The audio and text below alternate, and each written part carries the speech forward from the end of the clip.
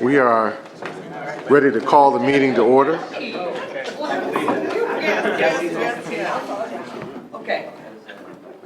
Good afternoon, everyone. I'm so glad to see all of us here. We have a robust meeting planned for today with a great deal of information on the academic side of things and also in the community side of things. So I look forward to hearing presentations and getting information. Again, this is a meeting where we are always open to questions. We believe that information and ideas are important because this work that we do here moves forward to my colleagues on the Board of Education. So thank you for being here. Mr. Treasurer, can you take the roll? Mr. Brown? Here. Mr. Cole? Yes, here. Mr. Green? Here. Ms. Johnson? Here. Mr. Jordan? Mr. Miller? Here. Mr. Ragland? Here. You have a quorum. All right, awesome. Okay, I'd like to move for approval of the minutes. Second. Okay, Mr. Cole? yes. Mr. Green? Yes. Ms. Johnson? Yes. Mr. Miller? Yes. Mr. Ragland? Yes. Mr. Brown? Yes. Motion carried. All right, thank you, Mr. Treasurer. We can go on to our fiscal year 2020 staffing requests.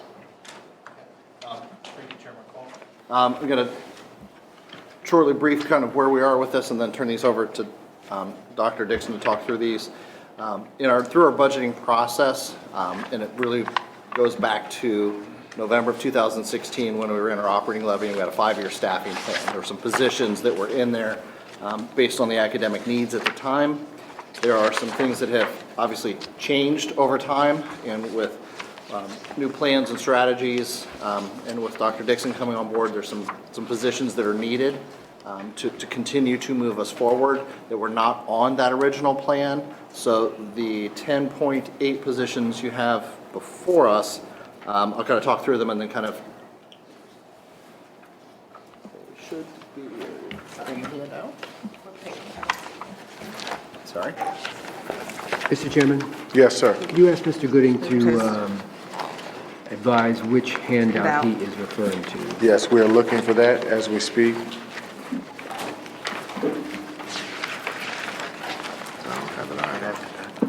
don't have that. Do you have one? Do we have one available for show on via PowerPoint or? The agenda wasn't the detail. Paul, can you go to the agenda and pull up the agenda item, please?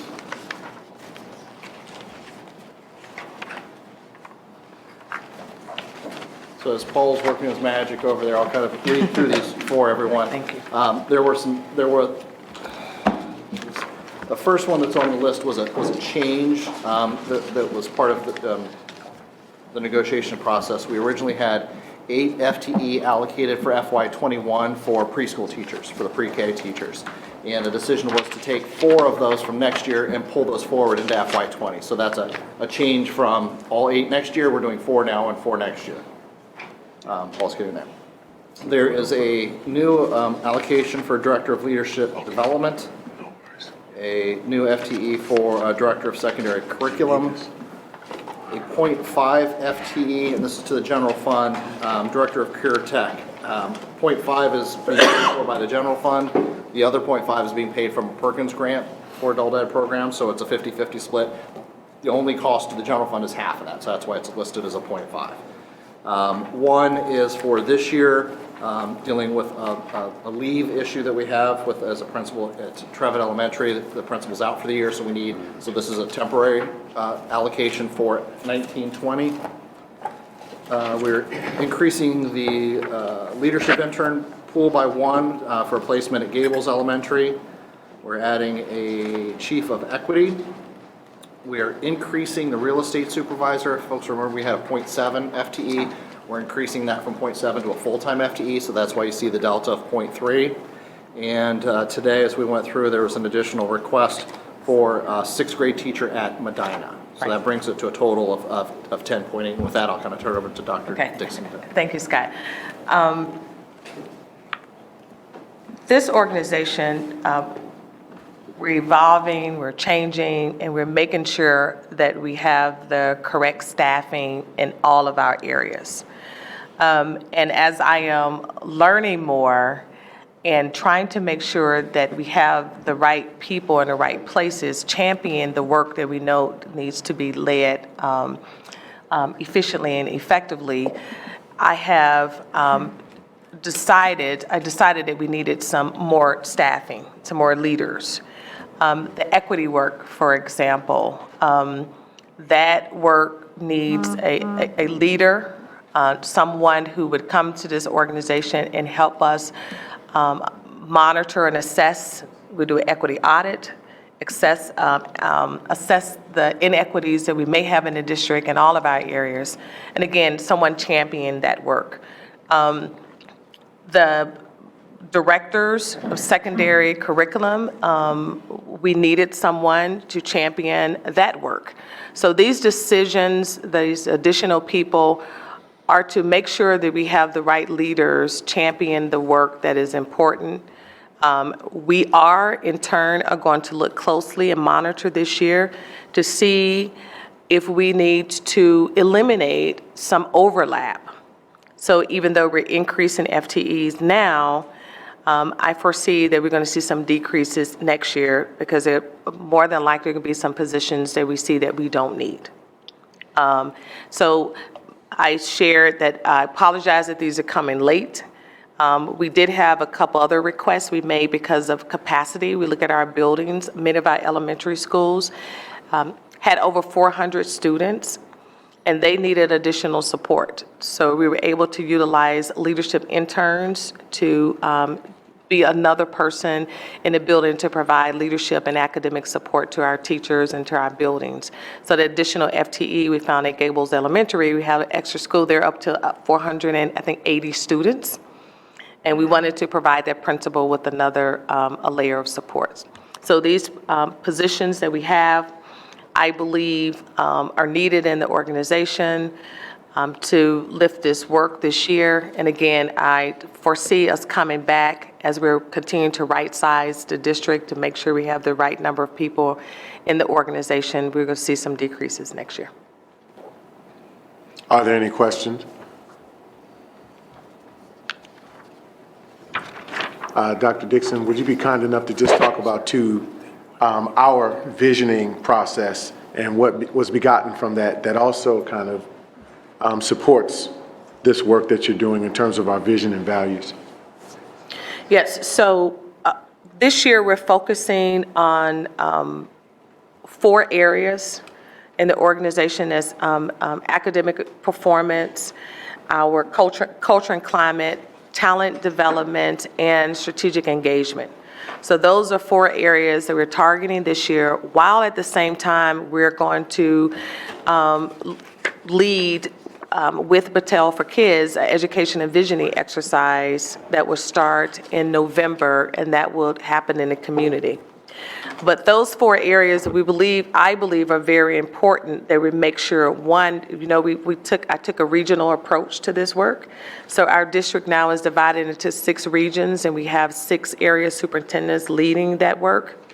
But we also wanted to make sure that each region had its supports. So we understand that we need to increase graduation. But in order to increase our graduation rates, we need to make sure our graduates have the supports, not just 9th graders, the 9th grade cohort that starts. What additional supports do our students need based on the barriers that we know that our students are facing? Okay. Also with culture and climate, we came back and I added additional 31 safety and security people, personnel. I heard it was clear that we needed additional people in our buildings. We did not want to sacrifice the safety of our students and our teachers. So we put additional people there based on priority on our strategy too, making sure culture and climate, and we address that. And also our students, social and emotional learning strategies with PBIS, trauma-informed practices, restorative practices, making sure we had people leading that work, but that we had monies and dollars for professional development of that work. Our third strategy is talent development. Do we have the right people leading the work, and how are we going to recruit people to come and work in Columbus City Schools? And we have to be competitive. You're going to be the best. You have to be able to lure people to come to work in the top district, especially a district that we know our students have a lot of barriers and challenges. So how do we create a strategy that we're able to get people to come and work in our district? And then the fourth strategy is strategic engagement. How do we make sure that we're engaging our parents and our families and our partners in a meaningful way, and that we're aligning the work of our partners to the outcomes that we want to see in our buildings?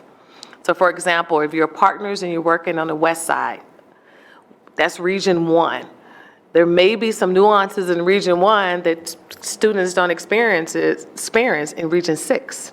On our north end. So we need to be able to have the expertise of those people leading those strategies and the supports that they need. So it's not equal, but it's equitable. Another strategy, we just hired additional 2 truancy officers. We needed those in some of our schools. There's one region that didn't need any truancy officers. That's okay. But we had another region that needed 2. So really, when you talk about equity, how do we make sure that all of our schools get what they need when they need it, and not necessarily every school having the same, because that's not what's needed in each of those regions. So this is part of the work. And then as we start the conversation in the education and visioning with Battelle for Kids, co-designing that work and leading that with us, we're going to be able to hear from all of our stakeholders in all parts of the city about what does a Columbus graduate look like, the whole portrait of a graduate, and then how do we align those resources in our schools to be able to make sure that those experiences for our kids are there in every single school. And that piece is important. All of our schools, we should be a school district of choice, not a school district that, oh no, we got to go to Columbus City Schools. It's like Columbus City Schools is a viable choice because they have opportunities for all students in all of their schools. So it's going to take some time for us to reshape the culture, reshape how we've done business in the past, and even having bold conversations about what our schools of the future look like, and how do we meet the needs of our students in a very different way. So is the Director of Leadership Development, is that person going to kind of lead those discussions? Yeah, that particular person is leading the school improvement work. Okay. Yes. The Chief of Transformation and Leadership is a person that's championing that work, that overall visioning piece. But that Director of Leadership, that person is school improvement dollars. We have a lot of grant dollars that our schools have for school improvement of culture and climate. So that person is leading that strand. Are there any additional questions? Just one quick Yes, question. Mr. Miller. What impact does this have on the budget, and is there a transfer on different lines, or is it going to be an increase, or? And actually, you beat me to the punch, because what we're going to talk about is the next step with this is if the committee is supportive of recommending this, this will move forward to the board next week as part of an amended appropriation resolution. Obviously, this will, with the 10.8, we've got earmarked 1.1 million that we'll have to add into the numbers that we'll see later. So we'll have to put that in. Some of them are in there, not all of them. So we'll have to take that to the board for an increase as an amended appropriation. I mean, I think the strategy should trump the economics of it. So, I mean, I think getting the strategy right and supporting with the financials are the reason for the question. Yep, absolutely. Thank you, Mr. Mills. Oh, I'm sorry. And as Scott said, this is a very fluid activity. So up to a point, like for what I'm doing with the 5-year forecast, I have to draw a line in the sand and put a forecast together. But we know where I drew the line, and then he'll come to me and go, we added 2, or we got a couple more coming. But from a financial impact, at the level that the 5-year forecast is prepared, 2, 3, 4, 10 people, it's not going to move the needle that much in the forecast as you pointed out. So, but we do track that but we keep track of what's in and what's not in. And you'll see in my presentation, as I walk you from May forecast to this forecast, one of the changes is FTEs. There were some FTEs back in May, and they're more, so we track it, we report it out, and it's, to say we're kind of all over the FTE count is where we're headed. If there aren't any additional questions, is there a motion to move this fiscal year 2020 staffing request forward to the board for further, for recommendation and deliberation? So moved. Is there a second?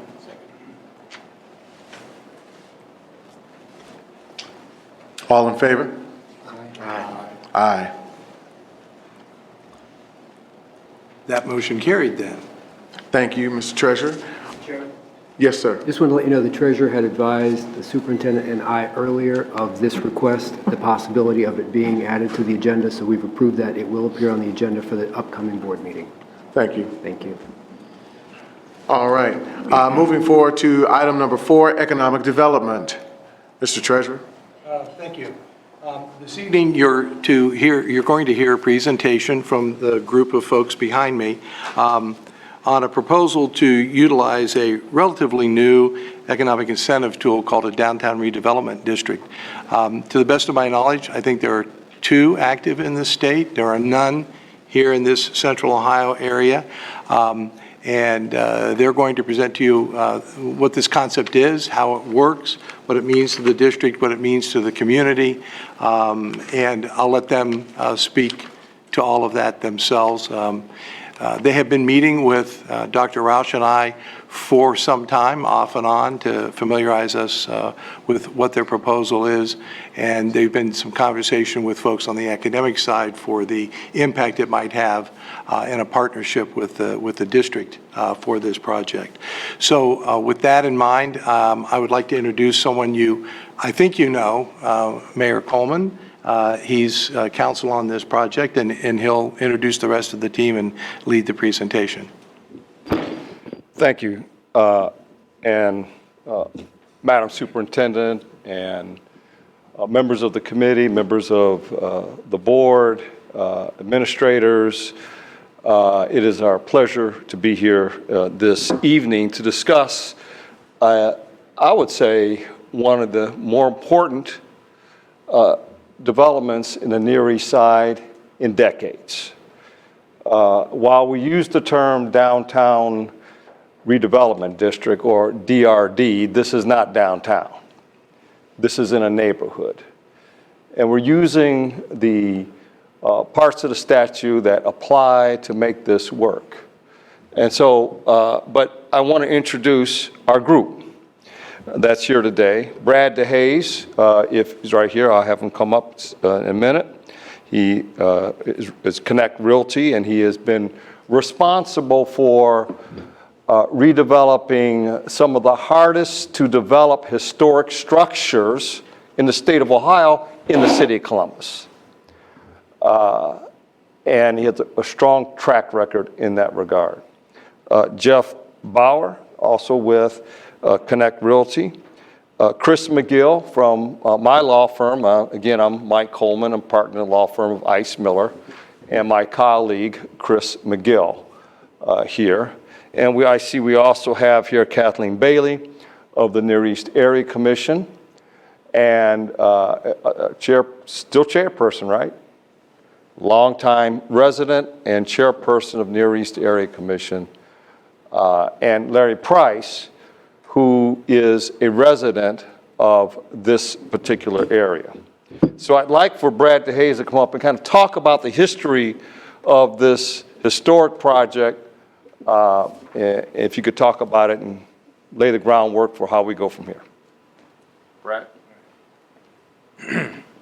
Thank you, Mayor. Here's this Clicker? clicker. Okay, Pull it back and pointer. got it. Hopefully I don't mess this up. So my name is Brad DeHaze. I have Connect Real Estate. I'm a developer here in Columbus, Ohio. I have not been in front of you before.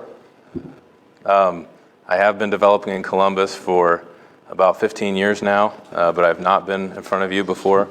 One of the things about this project, I'm a historic developer, adaptive reuse. I've done things like the municipal light plant down on the Nationwide Boulevard. We've done the first micro apartments downtown, which is an affordable housing product on 4th Street called Micro Living. We're doing another one on Long and Front. I even did a defunct parking garage on Long Street, which was bringing an empty 524 space parking garage back into service last year.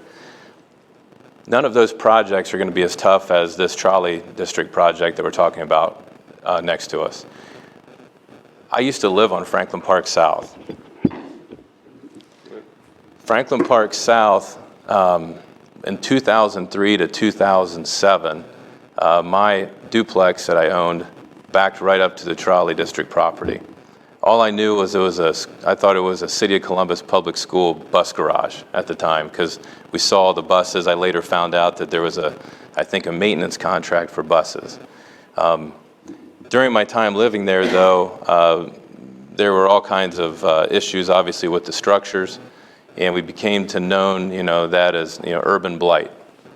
Around 2014, I was in the development director's office of the City of Columbus, and I asked them, what are your trouble properties? And they said, can you do something with the trolley barn?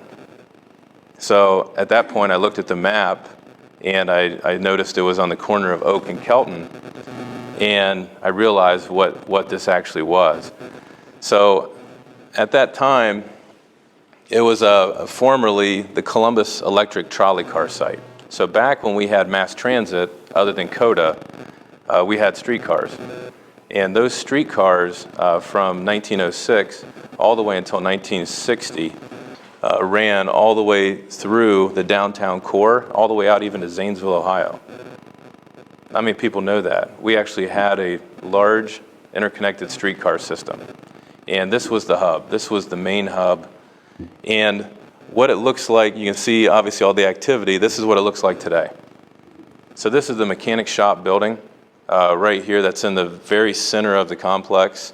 That roof that's on top of it, you see that light? That's because the rest of it fell in. That is what we're dealing with now. On the next slide here, this shows the view from Oak Street, and this is current. So the middle building is what the previous picture was. That is the former mechanic shop. Right in front of it is where the mechanics used to lay underneath the rail cars and work on them from a pit underneath the actual cars. We still have the turnstile I-beam that used to turn the cars around, set them back on the track, and send them out. So the first thing that we did was try to understand the property, and one of the biggest things before acquiring it was, okay, what are the current problems? Well, this is a brownfield. And we've all heard about brownfields. This is the epitome of a brownfield. We had to go right into a phase 2, which we bored 18 drilling sites on the site. Took us about a year.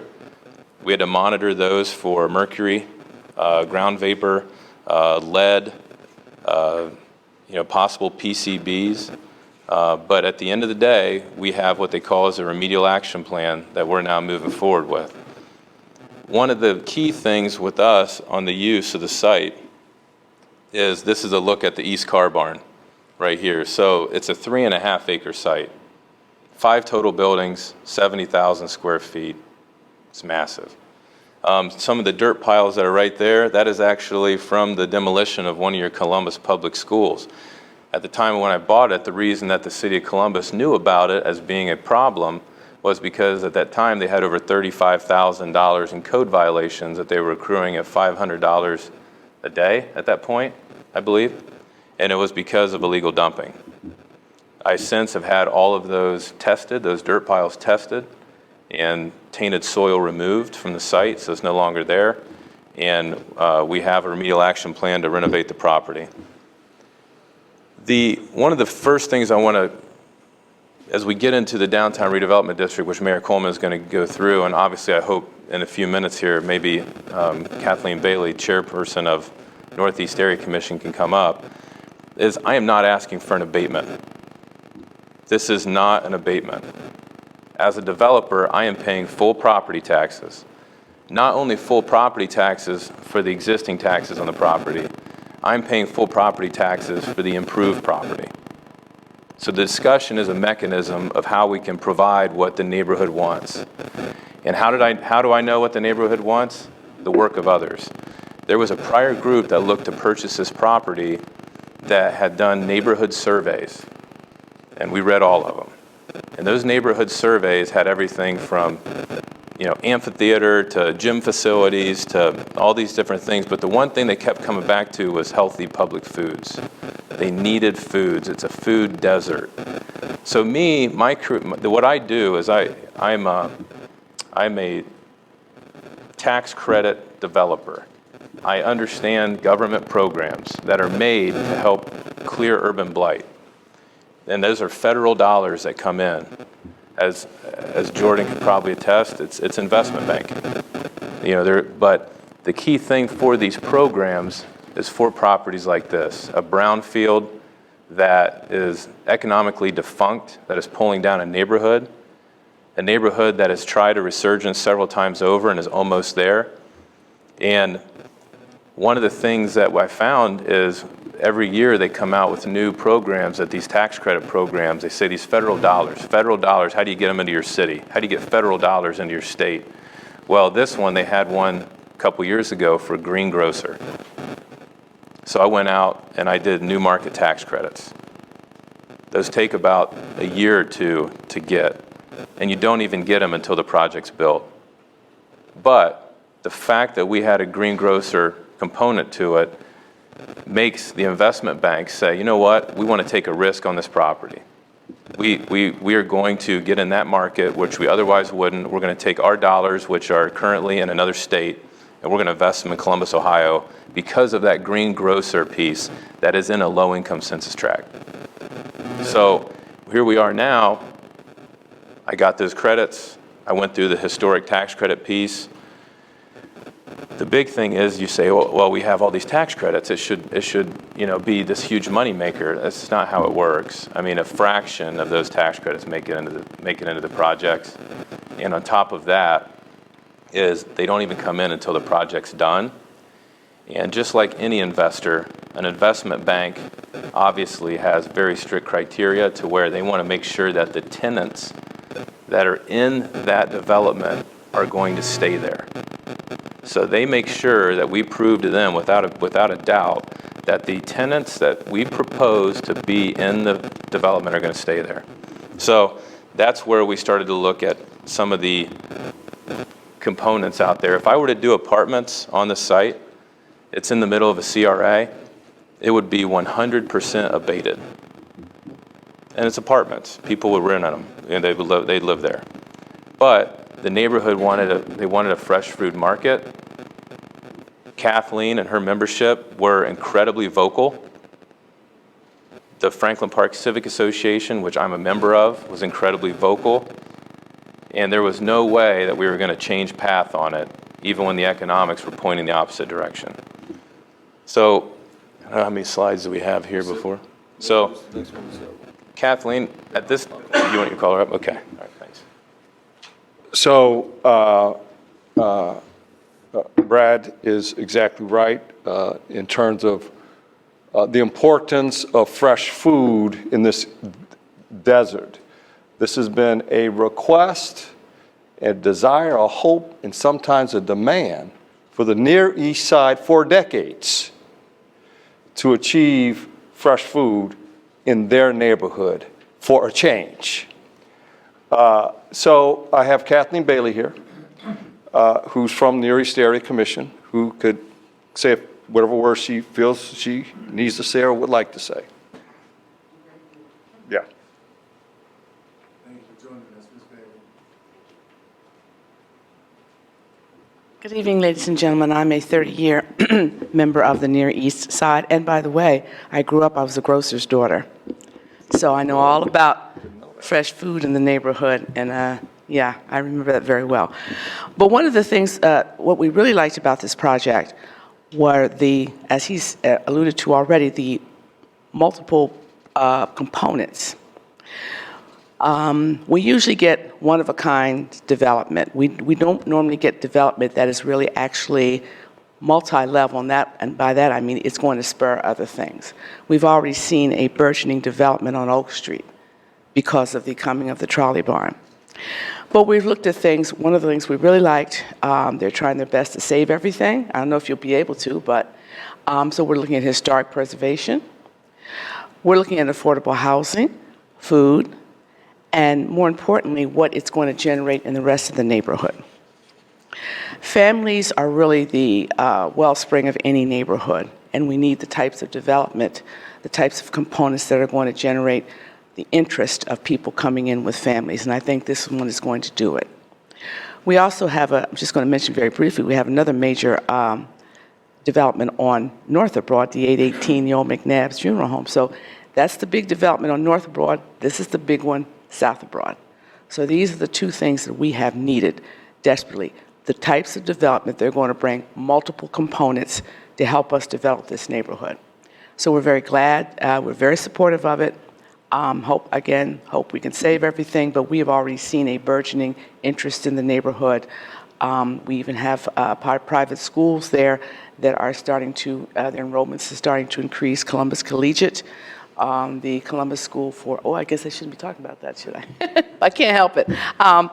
But again, I think one of the things that's going to help the school system, we're going to see a growth of children in the neighborhood because we've seen a dearth of that with people moving out because of the lack of facilities, homes, children moving around, lack of stability. So we, again, think that this is going to bring about a multiple development in the neighborhood that is actually going to bring more people. So I think it's going to be good for everybody. So thank you very much for your time. Thank you. Thank you very much for your words. The trolley barn. Let's get right to where it's located. On the east side, next to Franklin Park. East High School, located right off Broad Street, just a few blocks away. Oak Street here. This is the site. And I want to say before I get too much further here, well, this is an overhead of the existing site. You see some of the environmental issues here that are dramatic, and the community is tired of it.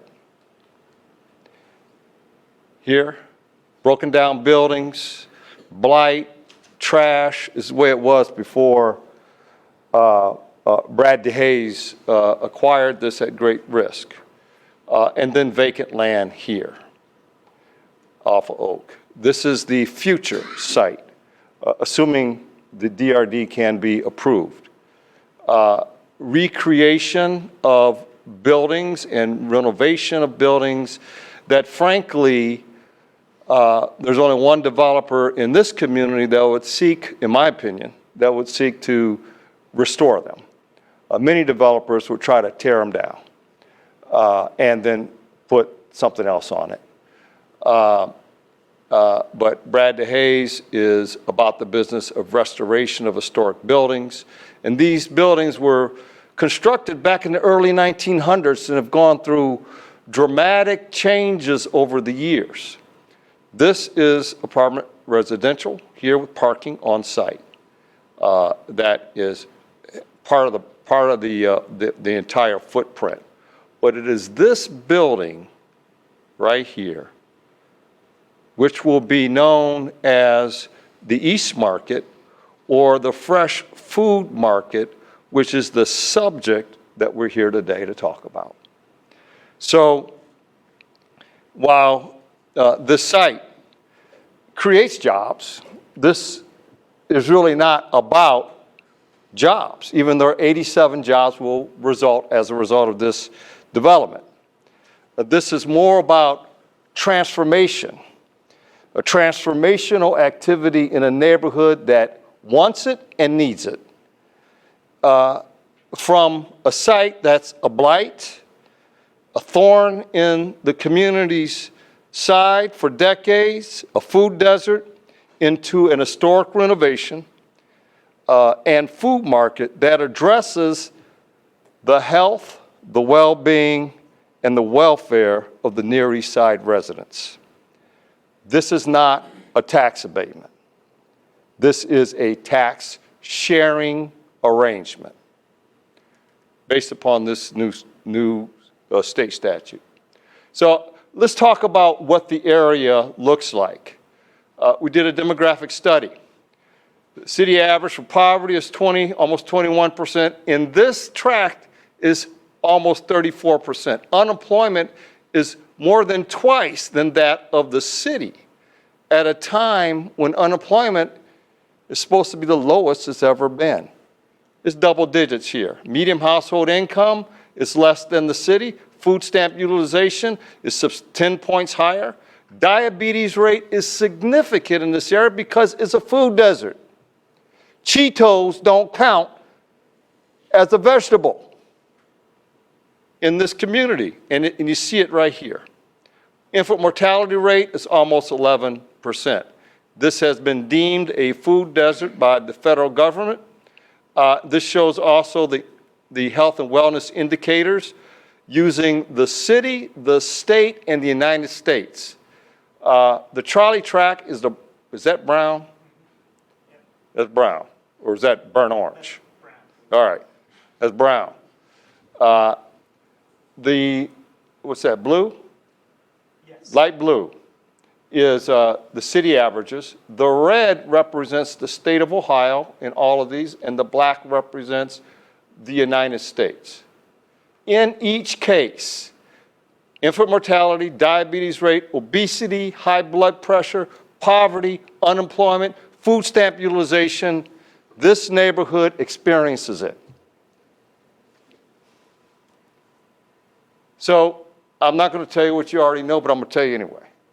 Now, you already know this stuff, that food deserts have a negative impact on people and on young people. It limits the ability to manage health conditions like diabetes, obesity, and high blood pressure. It contributes to lower test scores in school. These are studies. It also contributes to missing school and repeating grades. Fresh foods, on the other hand, provides increased academic performance, especially in math and in reading, and that's what happens when you have fresh fruit in an area. Let's talk about the entire development so that you know what's all in it, the whole thing. 24,000 square foot fresh food market, 23,000 square foot redevelopment of the East Car, which is here, car barn, and that's going to be an office, locally owned and restaurant space, 14,000 square feet of a restaurant, 2,000 square foot office building, and 168 parking spaces, all on this combined site. Now let's talk about the trolley barn itself. The building that requires the help. In there will be 19 fresh food stalls. We hope to dedicate one of them to Columbus City Schools. This will be a business incubator for those who want to go in the business of providing fresh food and restaurant business into this facility. It'll have public space. It'll have a farmer's market programming, affordable fresh food offering. We're hoping to provide Columbus City Schools culinary space. We'll have high-speed Wi-Fi, laptop stations, healthy cooking classes, and CCS programming and internships in that building. That is the rendering of the building after renovation. It is a mess today.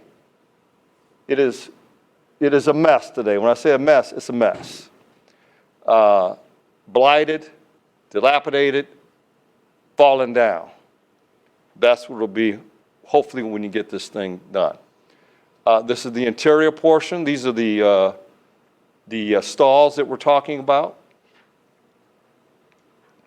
So what is a DRD? Well, it uses the words Downtown Redevelopment District. Well, that's just what it's called in the state law. But what it does is what it provides is a mechanism where 70% of the taxes, 100% is paid by the developer, split. 70% of the taxes paid by the developer are reinvested into the market. The remaining 30% is distributed normally through the school district and other public entities. Full payment of taxes on improvements by the developer, and key requirements, this would be a 30-year term with the school district, with school district approval.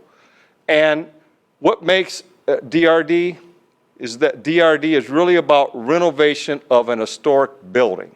Very difficult to do. And also there's a requirement in the state law that you have technology associated with it. So if the school district doesn't give approval, what is the term? Is that, because I know some statutes like 15 years without school district Yes. approval, or 30 years with, I don't know if it was. Yes, in this case, the project didn't happen. It just didn't happen. It just doesn't happen. Now, the state statute says that you can have a 10-year term without school district approval. So it goes up to 30 years with school district approval. Okay. This is a situation that is sort of like, it's 30 years or no, nothing. That's the reality of the situation, unfortunately. That's what we're faced with here on this challenging site. But you could do it for 10 years, right? Not for this use. We'll go to that. Okay. And then they'll tear the building down, do something different, maybe. I don't know what they do. I don't know. So that's what a DRD is. Summarizing a lengthy statute, that's what it summarized into. So, Brad? So when we're talking about the taxes, we're talking about property taxes, right? Yes, ma'am. Okay. So the pool of money is 100%. We're giving up 70. The remaining money is then the 30 that's then Correct. distributed as it would be In the same Yes. proportion. in the same as- proportion. I'm just restating. That's, That's- yeah, that's what I think, that's that- why I was gonna ask that. Yes. Yeah, okay, same proportions, okay. So the new properties built on that vacant lot wouldn't be paying the 70% would be reinvested into the market, so you'd have those new So apartment on buildings that, across so the that street? is a tax abated property. Okay, So there's no, that is a pre-established tax abated property that is not paying into it. Once the abatement runs off, however, and I think it's 15 years, I think, is that right? 15 years. Once the abatement runs off, then it pulls into the DRD and is split accordingly. so for 30, or for 15 more years on top of the abatement? Yes. So, but the apartments are already going to be built regardless of whether the trolley? Yeah. So this is the capital stack, so we sort of understand what's all involved here. And he'll get into this, but Brad talked about all the various parts that have to happen for this development to take place. And you see the concentric circles, they all connect up to the DRD, the historic trolley barn. This doesn't happen, these don't happen. Thank you, Mayor. With regards to your question a minute ago, so yeah, with city approval, they can do 10 years. What Mayor was referring to was the fresh food market is the catalytic component that created the interest for other tenants, that then you have to have so much of a development lease before you can even go for tax credits. And then it's still competitive pools. Each one of those programs where if you've seen newspaper articles, Trolley Barn gets this, Trolley Barn gets that, it's because of going into those competitive programs after having tenants that allow for it. And now, though, we're in the phase of actually getting the investment banks to come in and purchase those credits. So to do that, we have to have lease payments by the market. the market has to be viable. It has to remain a market. And where we're at right now is, if you think about it, the area is abated. It's not something that I did as a part of this. It's a CRA. And you can even notice that until Trolley Barn was announced, there were no new developments being built over there. The condos on Broad Street, I mean, I know the people that build them. They first came over and find out what we were doing, hoping for, multiple developments to be done in a neighborhood on, blighted properties and land. But anyway, at the end of the day, everything is based on this market. And I'm going to show you real quick. The historic food market in the middle is the tenant component that also is the reason why, Columbus Brewing Company is doing a restaurant. The apartment complex would not financially make sense even with an abatement, the existing abatement. That's why there hasn't been one built there. That's why there's Land Caddy Corner, there's never been one built. It's not because people don't want to build. We make money off building stuff. That's the easiest way to make money. Renovating buildings isn't the big profit driver. But these things haven't been built in the neighborhood because there hasn't been any retail. There hasn't been anything that creates what they call as a walkable community. We have a park, but we have no retail. So what this is the viability of the market. When we went to the investment banks and said, hey, we have all these credits, we need someone to buy them. Okay, well, send us your leases. And the issue with the 30 years is a tenant, like a market, would have to have, hood fans, hood vents, coolers, all these FF&E that a typical business would pay to provide. They would have to do that, but markets don't make money. And once those get to the end of their useful life, who's going to replace them? And the useful life on those are typically 10 to 15 years. So the issue is this DRD is not going to bring money into it to really support the market other than what we're paying in taxes. And the original tax bill still goes out currently. It doesn't even go into the DRD. So the current taxes that are being received stay the same. They have a graph to show that. But the useful life and the lifeblood of the market, when everything starts to fall apart in years 15 through 25 or 30, that is where the apartment complex that we're building is paying full taxes, same as the market, and that is where there will be an aggregate of enough money to create a replacement reserve to replenish those items. Roofs fail, coolers go bad, they have useful life, hood fans don't last forever. HVAC equipment for a market alone is $800,000. And we know from experience of the North Market how much all these items cost. And I appreciate that explanation. I just want to make sure, and I don't mean to slow everything down, Yeah. but I just want to make sure I understand. So you're saying the city of Columbus could approve it, and I don't know, have they approved it, and that would be a No. 10-year term? No, there's a dual track.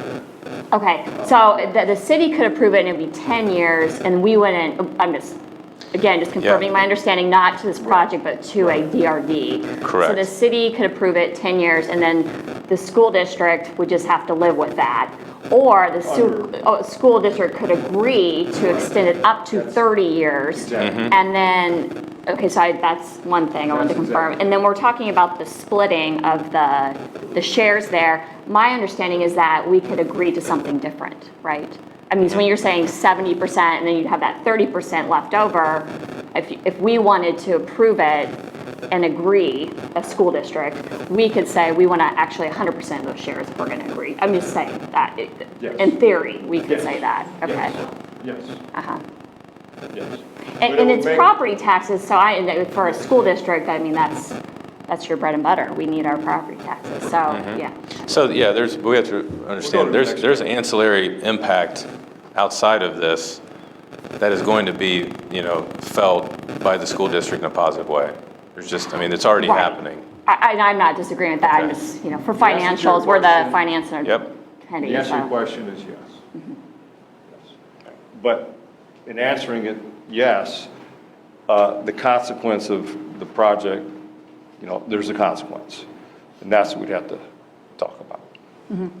So This is an illustration of a projection of the site and what happens.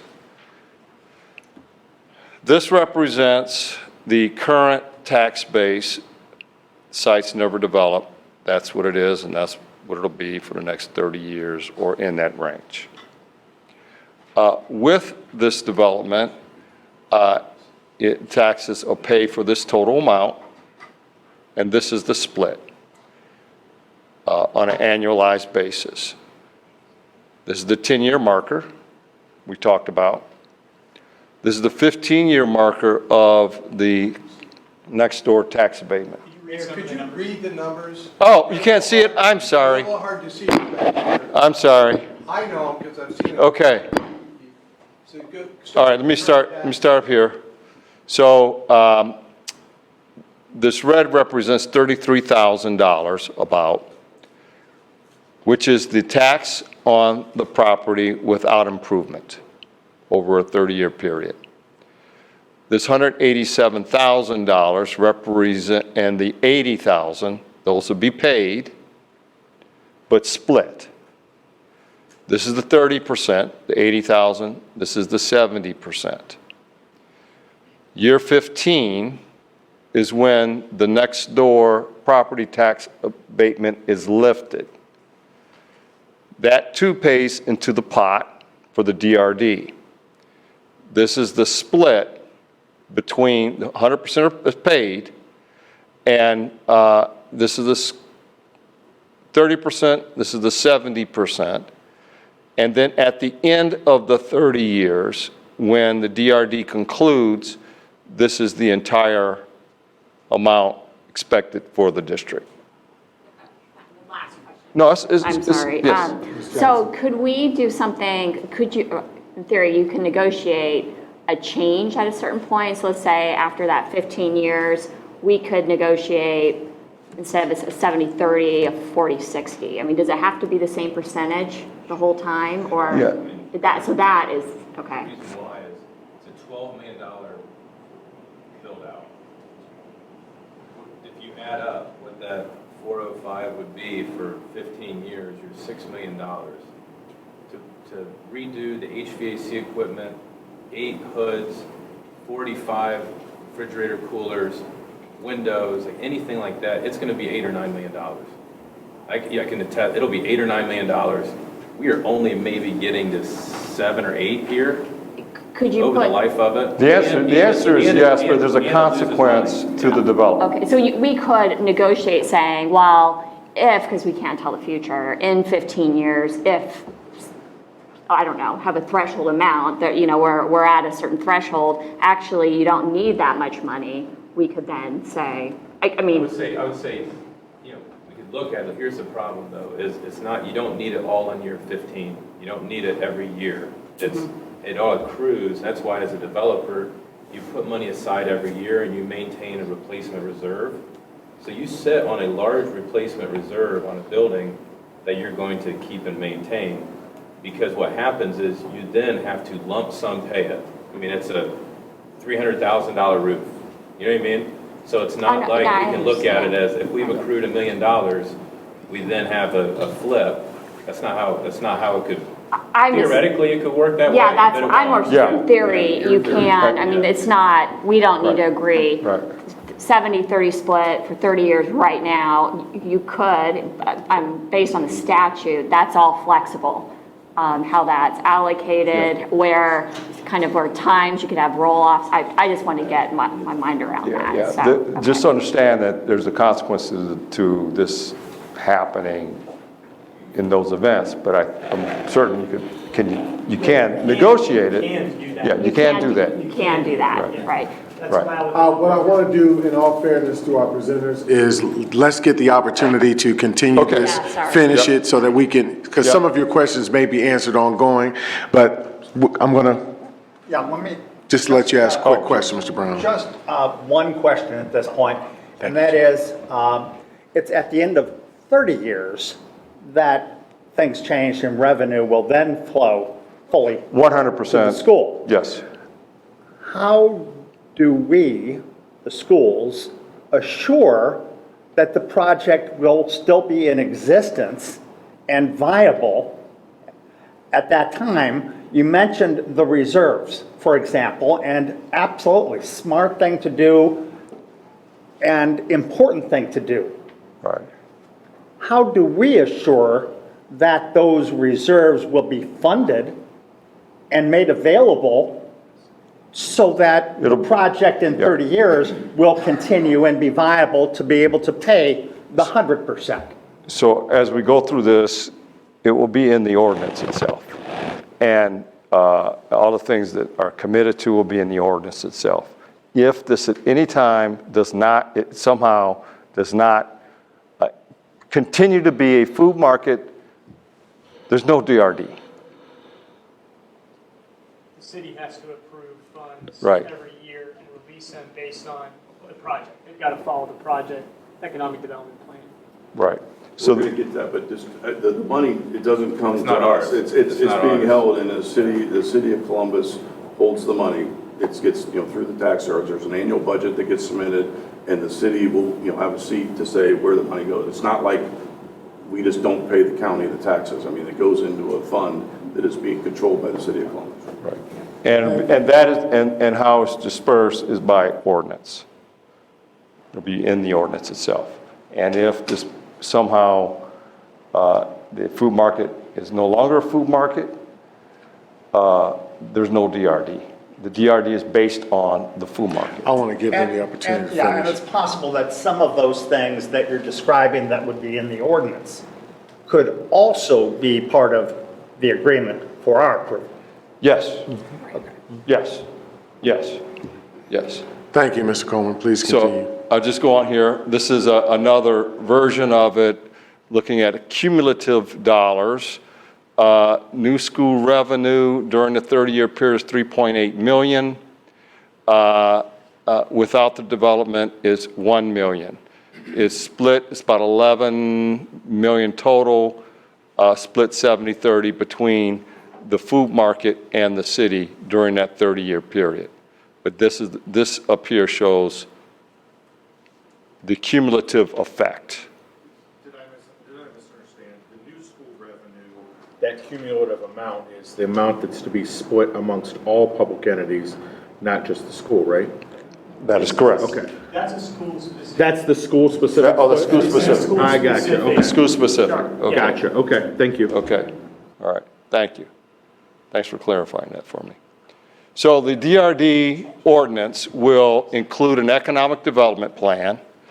It will show in the ordinance how the 100% taxes paid by the developer, how those are used in the ordinance.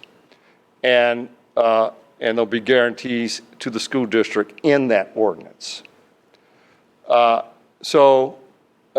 What's required, again, is that neighborhood economic development plan. The key to the neighborhood economic development plan is food access and choices, dealing with the infant mortality rate, diabetes rate, obesity, high blood pressure, combating poverty rates, unemployment rates, food stamp utilization, educational professional programs for CCS, accessibility as a community asset.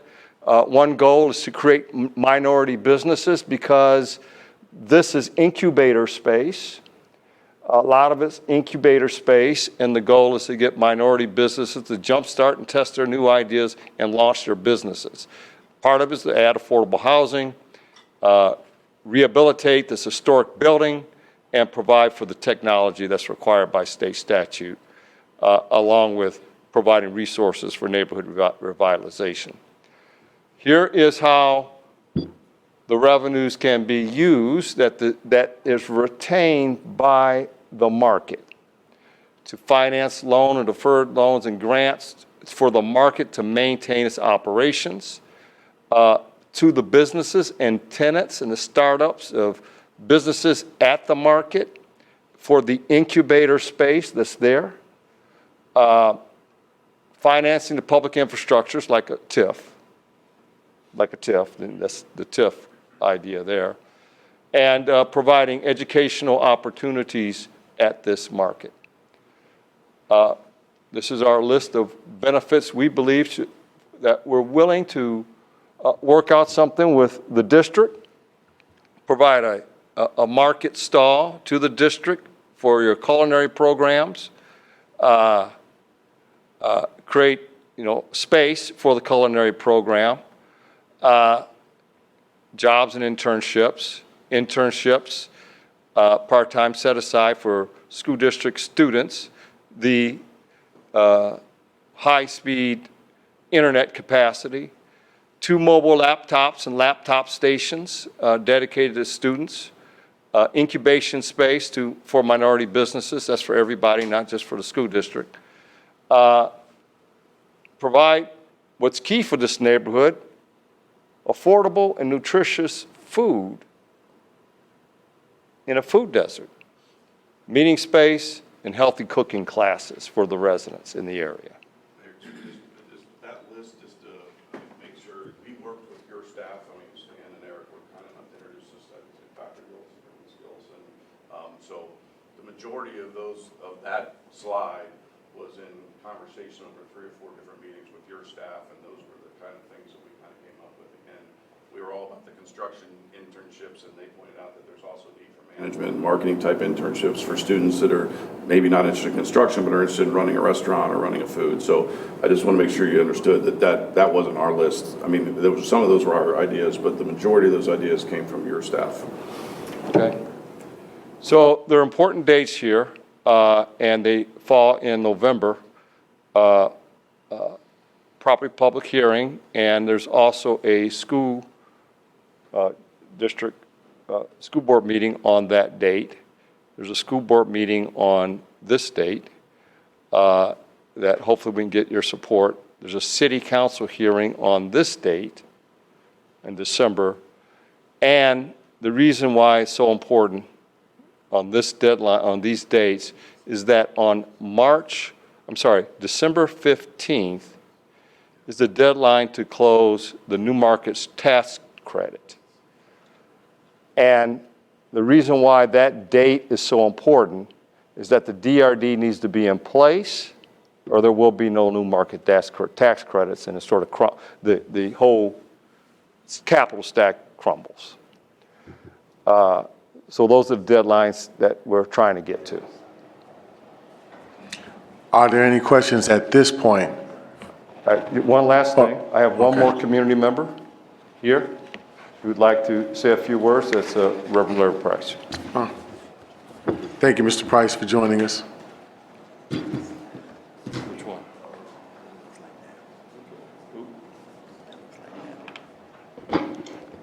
Good evening. Good evening. I know I've been here just as long as you. Good evening. Good evening. Thank you. When I got the call to Dr. Dixon, Superintendent, to President Baker, Vice President Cole, to school board members, both Ragland and Brown, and to members of this committee, it's an honor to be here. And why am I here? I'm here because I have an invested interest in that area. When you look at, not that one, the one, Mayor, the one that shows what it looks like now, but a wider shot. And the reason why I want that on there, no, it was another one that kind of, yeah, that one. Okay. That one. So I live, I'm assuming, third house from the corner of Kelly. That's where I live at. Right here? Yes, third house from the corner. So every day for 40 years, I have looked out on my deck. I have a lower deck and an upper deck. And when me and my wife goes out and sits like you do when you go home in the evening, nice breeze, guess what I look at? I look at about, 3 feet of grass.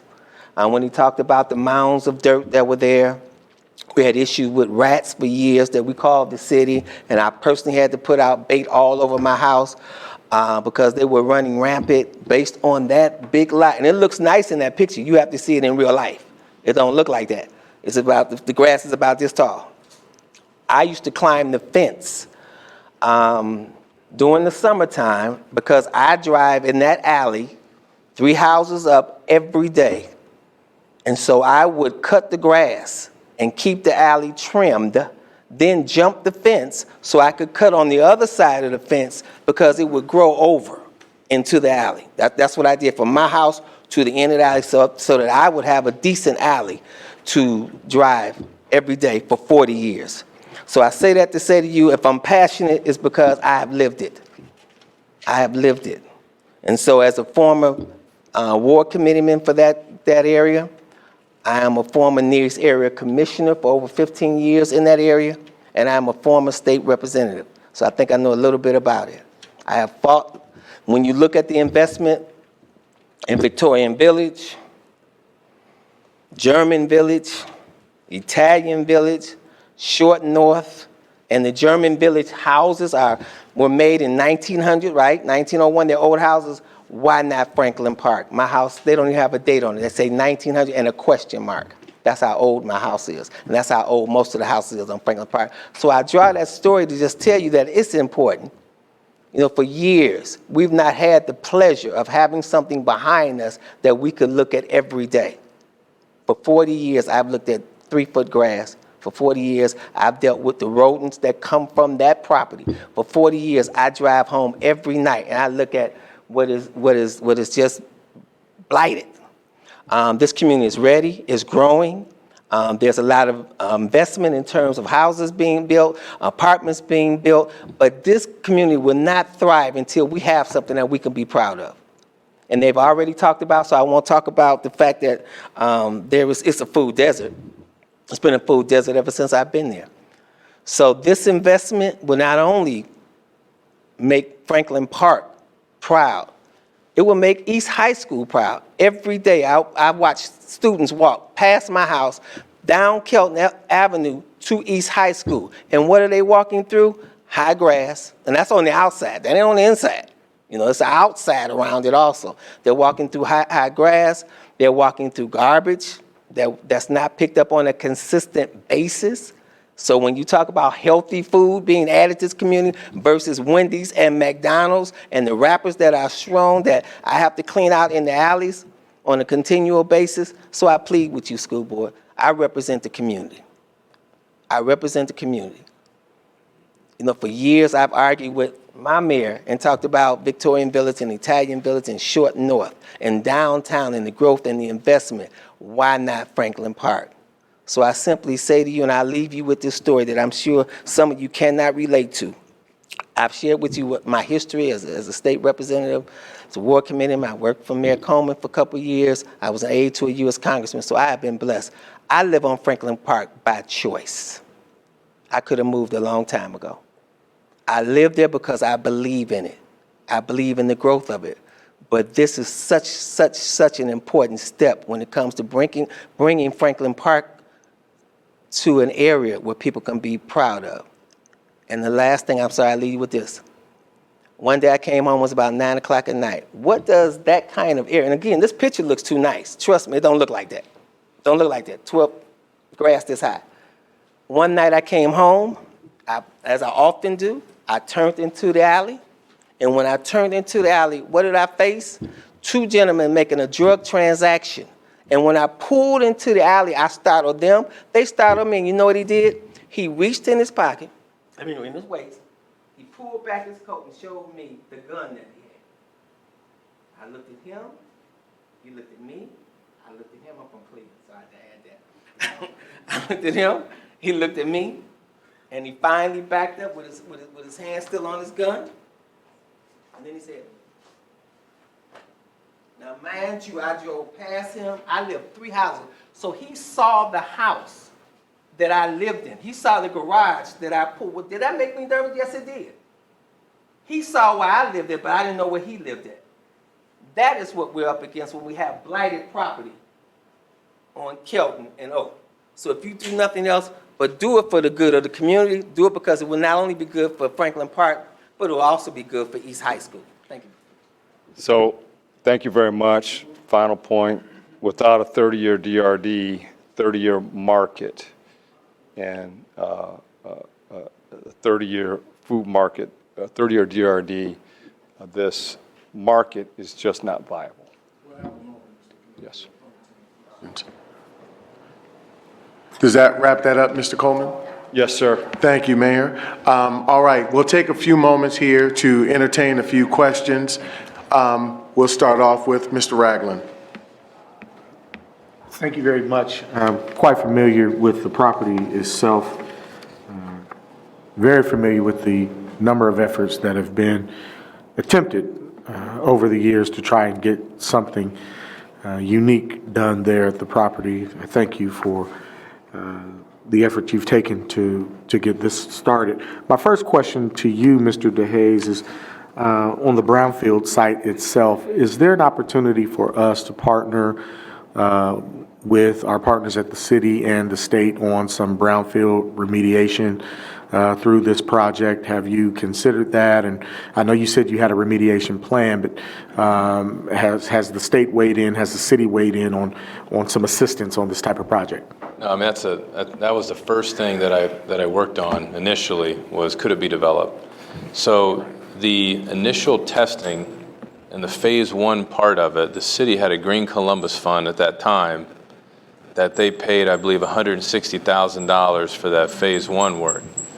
The phase two work that was already done on the testing, then obviously we had to pay for, but we did receive funds from the city for that. Now, what the state program that we're all familiar, Clean Ohio, is no longer there.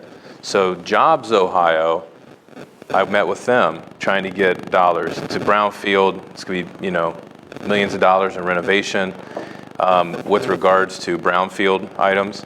And they said we no longer have the fund. But Jobs Ohio said, look, what's your job creation component?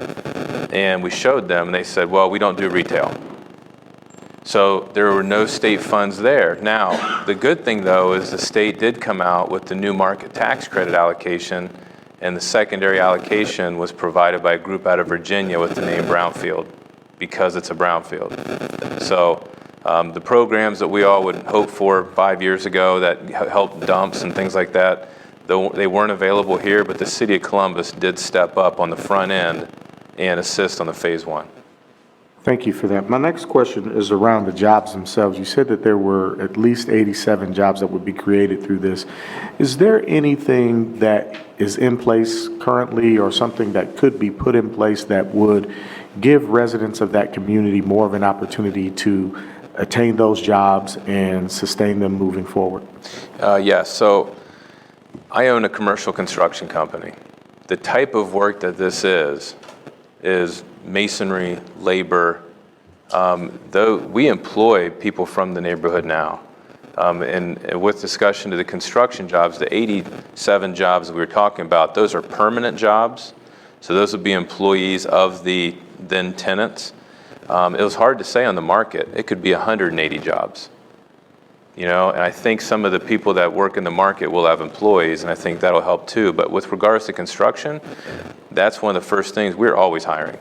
And, we do everything from low-income housing to historic buildings. And we've worked with the city of Columbus on some of their programs, to get employees back into the workforce. We are open to it. Not only are we open to it, we want that.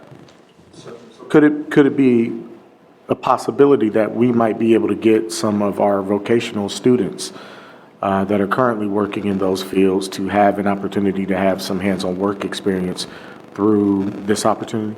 Yes, yeah. You have a willing participant that's desired to also do that. We want to get people in the job force, especially in our labor trades, especially in our management trades, which, management will be apprenticeship programs, both on the property management side and on the construction management side. So, yes. Two more questions, Mr. Chairman. One around the district's, I'm not sure what you called it, but we're going to have some sort of an asset that's on the property, maybe an opportunity to do some of our work with our culinary students. What did you describe that as? What was that called? So the culinary component to it is we own a business that's called the 1400 Food Lab. We have over 110 locally owned food businesses that cook out of there. They will be the occupants of the market along with other neighborhood. Some companies from the neighborhood currently do work in our commercial test kitchen. And that's over on Dublin Road. 1400 Food Lab is the name. It's been widely publicized. It's community service. And those companies teach food classes. And what we discussed with Dr. Gillison was, as far as the agreement with us as development group and the market with components to the DRD, because that's really what it is. The DRD is the market. One of the components would be teaching classes to the students and having a stall for free in the space that they could prepare foods, prepare salads on site and sell them to the community. So that is what we came up with through collaboration. And specifically, that would belong to the district in perpetuity. Correct. That's correct. My last question. Yeah, and that's, that's a stall that would lease for $800 a month. That's $287,000 in lost rents. Yes. Just that one stall, not even cooler space. Right. It's a nominal value. Right, yes, and that would be one of my suggestions to you, is make sure that we articulate that nominal value of that type of relationship. My last question, understanding the climate in the city at this time around any type of project that's like this, we've got some added value in the fact that it's in an area of town that doesn't necessarily get this type of attention. It's a large-scale project, and so, we've got some big thinkers that are here. What has been, it was good to see Ms. Bailey, and thank you, Representative Price, for being here. What has been the commitment of the Near East Area Commission in support of this project long-term? And what I'm getting at is, essentially, when we're describing these types of things, the value to the neighborhood means more than anything.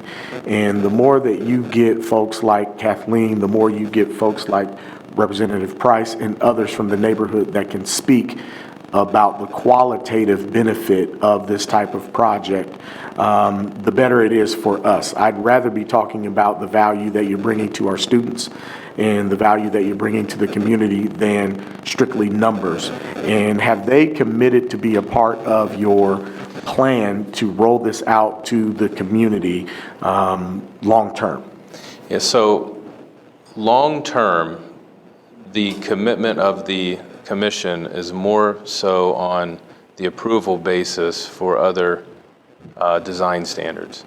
The Franklin Park Civic Association is involved hand in hand, and they recently lost their president, who's a good friend, James Flannery. He was a huge advocate. From calling me when people spray painted the building to, hey, you left the gate open today. Called me on my cell phone. Great. The Northeast Area Commission, NEAC, it was a unanimous vote to get it through, which, as you guys know, who may have been around development, Northeast Area Commission, that's rare. Near East. Yeah, I'm sorry, Near East, I apologize. Near East, but, so, the thing there is, when I was in there and I was proposing the exterior elements for the development and the amount of money that's being spent, there were people that were proposing new build modular housing that had vinyl siding. And it's not professional for a developer to step up and negatively comment on another person's development, but I was sick. And what I asked was, as we move forward, we have beautiful historic homes. We need to maintain guidelines to maintain the historic integrity of the neighborhood, mainly through new development, and they were supportive of it. So I think that's probably the biggest role that I could think of. If I could address that. I'm sorry. I don't know if you were aware that it was put on the ballot. Am I right? It was put on the ballot and to do the liquor piece, right? But the point was, it was all about the trolley. In order to get it, they had to have a liquor permit.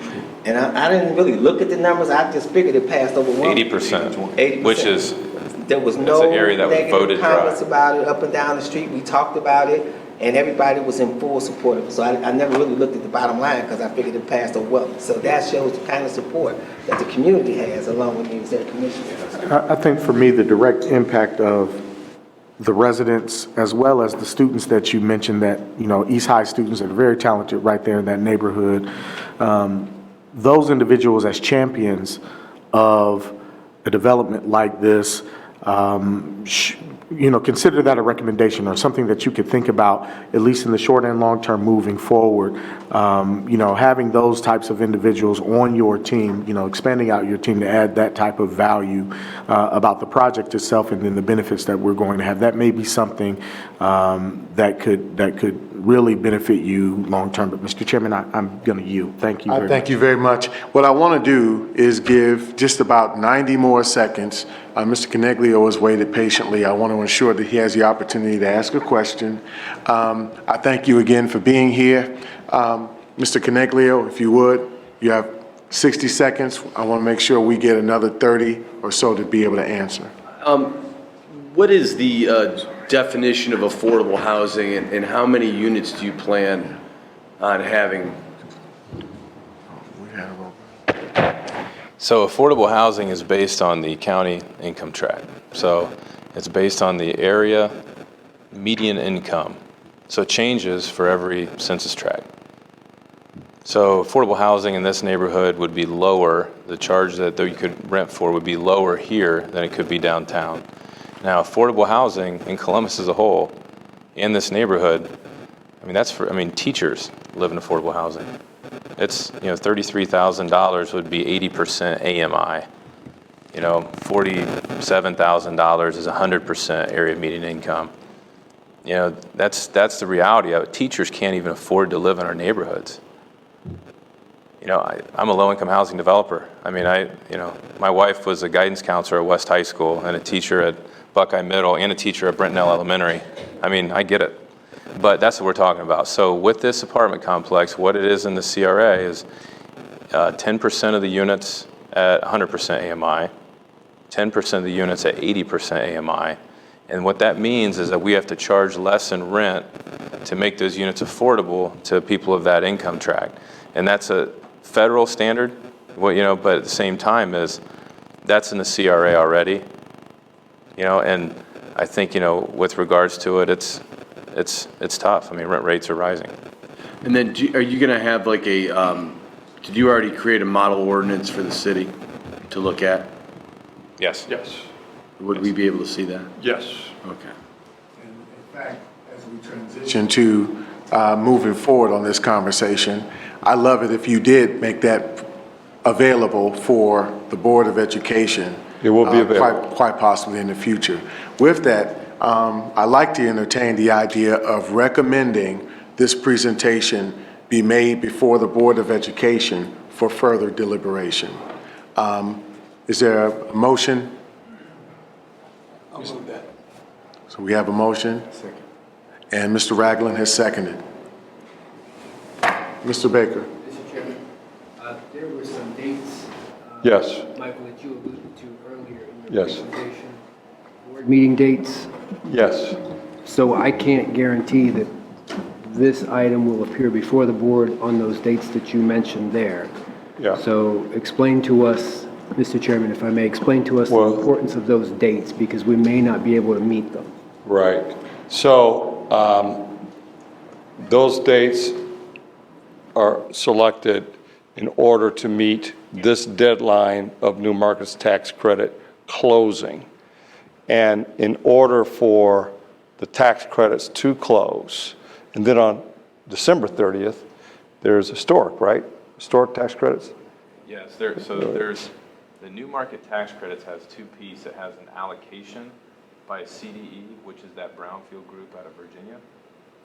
They then issue a term sheet for their allocation. Their term sheet said, we're only going to provide you allocation if you can close the deal by December 15th. Right. The second component are the state historic tax credits. They said if you do not have a financial closing by the end of December, then you're going to lose your tax credits. And that means that the DRD needs to be in place prior to December 15th and approved by City Council and the school district. And this just happens to be the dates in which the district and the council meet going forward.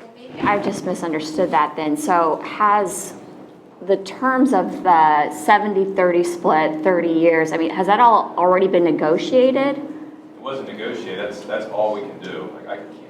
No. Oh, I'm not arguing, I haven't looked at your numbers. or anything. Technically, it can be negotiated, but practically, it's no project. I think you have a process question.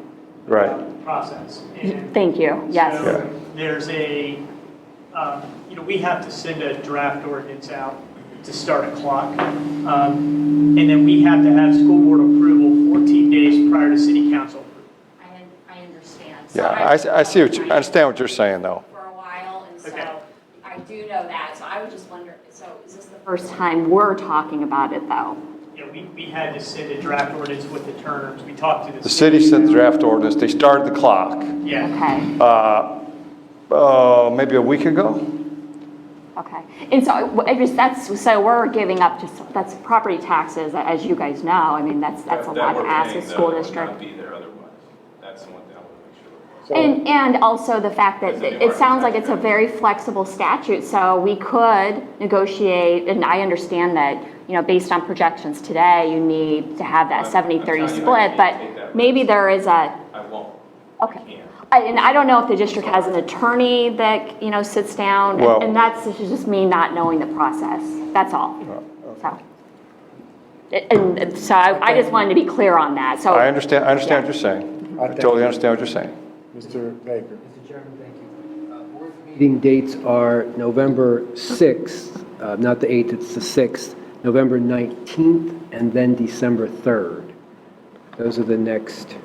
Yeah. Those are the next three. So, Mr. Chairman, But this public hearing is also required on that date, too. There's another public hearing. On the 8th, as a city. By state statute. All right.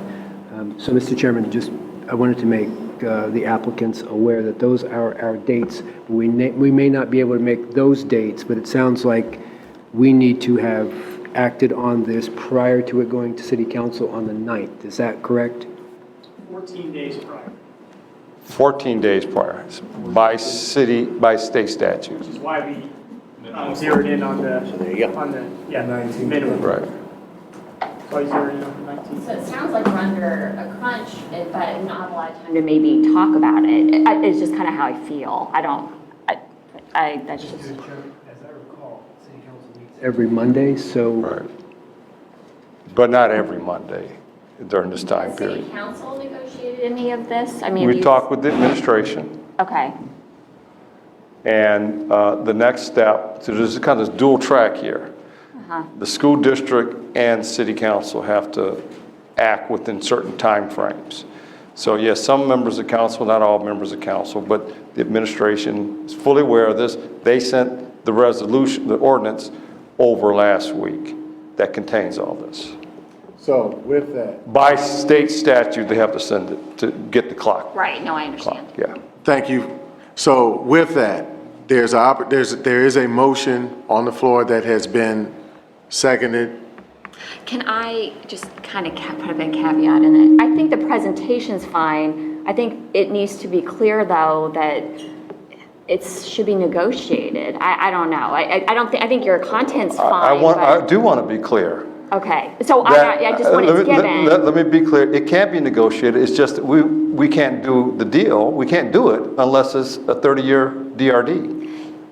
That's the way it works. That's because of all the money that's in and out, and It's already I mean- CRA, it could be apartments. But for the public market. It just, just for a board meeting in the community, they might not know all the nuances of a DRB. And so I just think it's important that that's clear, that's all. the community will understand. Good, and that's all I want They to will, make sure. and the community does understand that if we can't get the financing right, it's not going to happen. Right, and They know that. Just, So okay, just, I thank you all for your insight and feedback. I thank you very kindly. What I'd like to do is explain our side of it. I get it. Okay? Yep. So what we're interested in doing is ensuring that from this point forward, we have the board receive the same information, ideally within the interim, What I would love to have happen is continued conversation with the superintendent and the administration. If there are any other aspects of this that we are looking collectively at, ensuring there's value add for our students in this piece, then that's what we flesh out, ideally. But I want my colleagues to have the opportunity to hear the presentation, ask their questions subsequently, and be able to make a decision. So I want to get back to our motion on the floor that has been moved and seconded. Mr. Chairman, or excuse me, Mr. Treasurer. This is a motion to forward this presentation on to the board, is that Yes, it is. Okay. Ms. Johnson? Yes. Mr. Jordan? Yes. Mr. Miller? Mr. Ragland? Yes. Mr. Cole? Yes. And Mr. Green? Yes. Motion carried. And Did I call you Mr. Johnson? No, you said. Okay, all right. all right. I just want to say first and foremost, again, in closing, thank you very much for showing up. Thank you for the Thank you opportunity. for our community folks who came out and spoke on this. And most importantly, above all, thank you for a very robust conversation. And it was. And I think it's absolutely necessary and essential. This is why I wanted it to come here specifically. So thank you very much for the input from our committee members as well. Yes, Madam Auditor.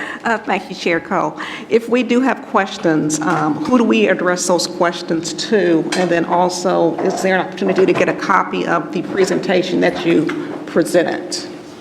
Yes, you can have the Yes. presentation, we deliver that, and you have a copy of the ordinance already. And who is the point of contact on your side? I'll be the point. Okay. So for any questions that I might have, to address them to you? Good. Okay, thank you. And we're happy to meet with any of the board members or administration in the interim, let us know. We're happy to do it. Thank you very kindly. Be glad to do it. All right, we've got yet quite a bit of information to go over. Thank you again all for being here. On to our tax incentive proposal timeline template. I know, I'm sorry.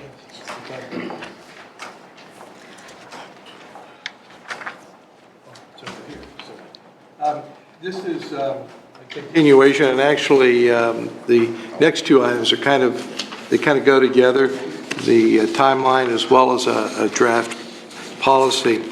I presented this at the last FAC meeting as a template, and the idea of this was to give everyone an idea of the time frame. This hearing, board hearings, board approval, and clearly from this past discussion, this is, I don't want to say fast track, but this is aggressive in terms of a timeline. And there's no pride of authorship here. It's just laying out the steps as I know them and the time that we have experienced in just a couple other proposal processes. Because I can tell you right now that the very front end of this, where they present the proposal and begin to work on documents, that's been much longer than 10 weeks.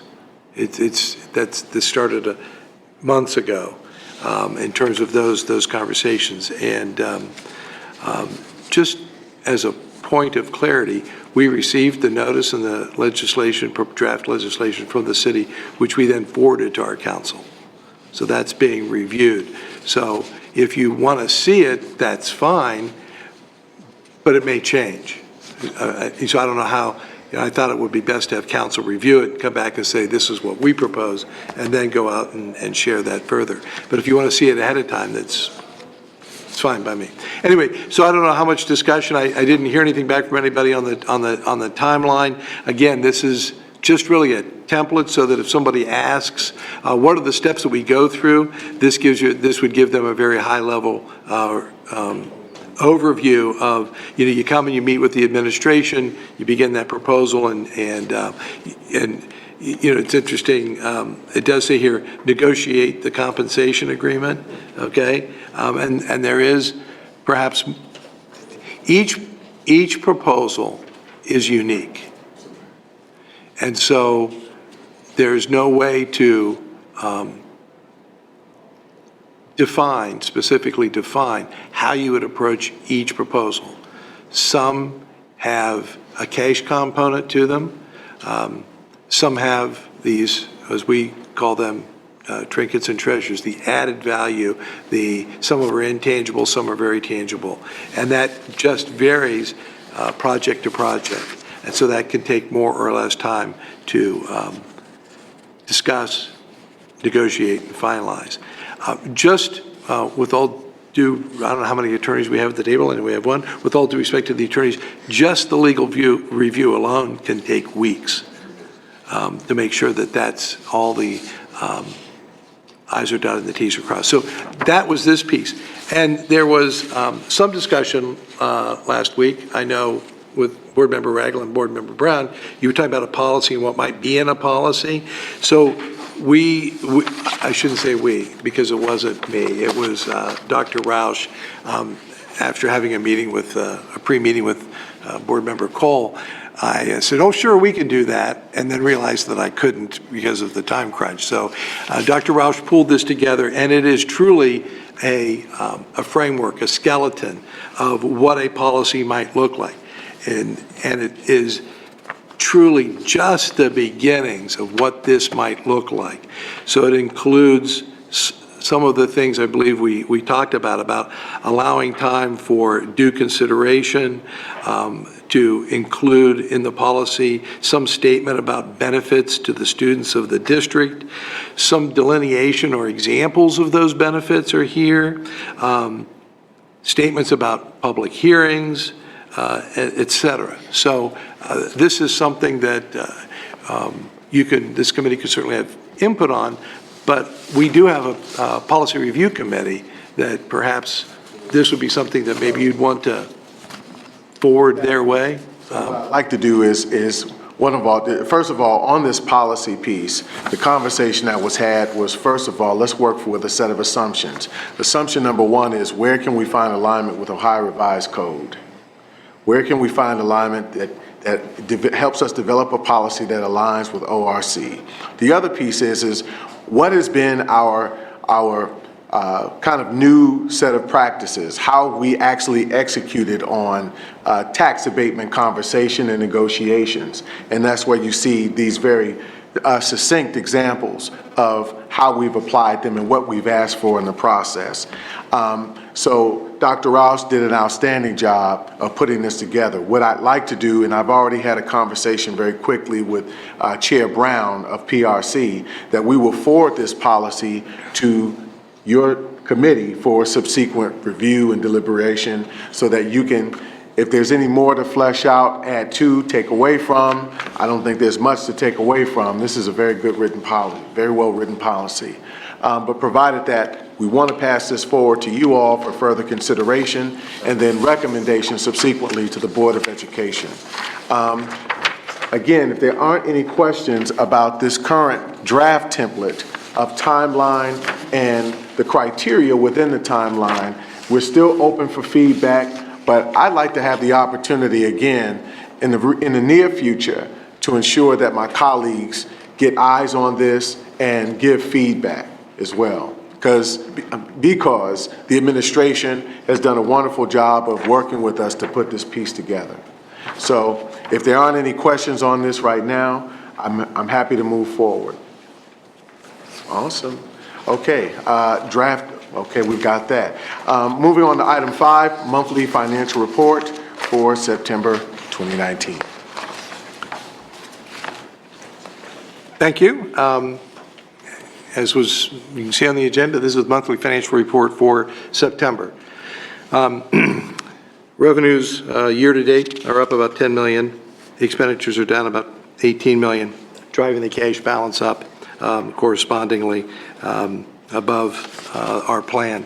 The highlights on the revenue side, we've been focusing on state revenue quite a bit. It is on target as we see it to come in at the FY19 level. I just discussed that with you last month.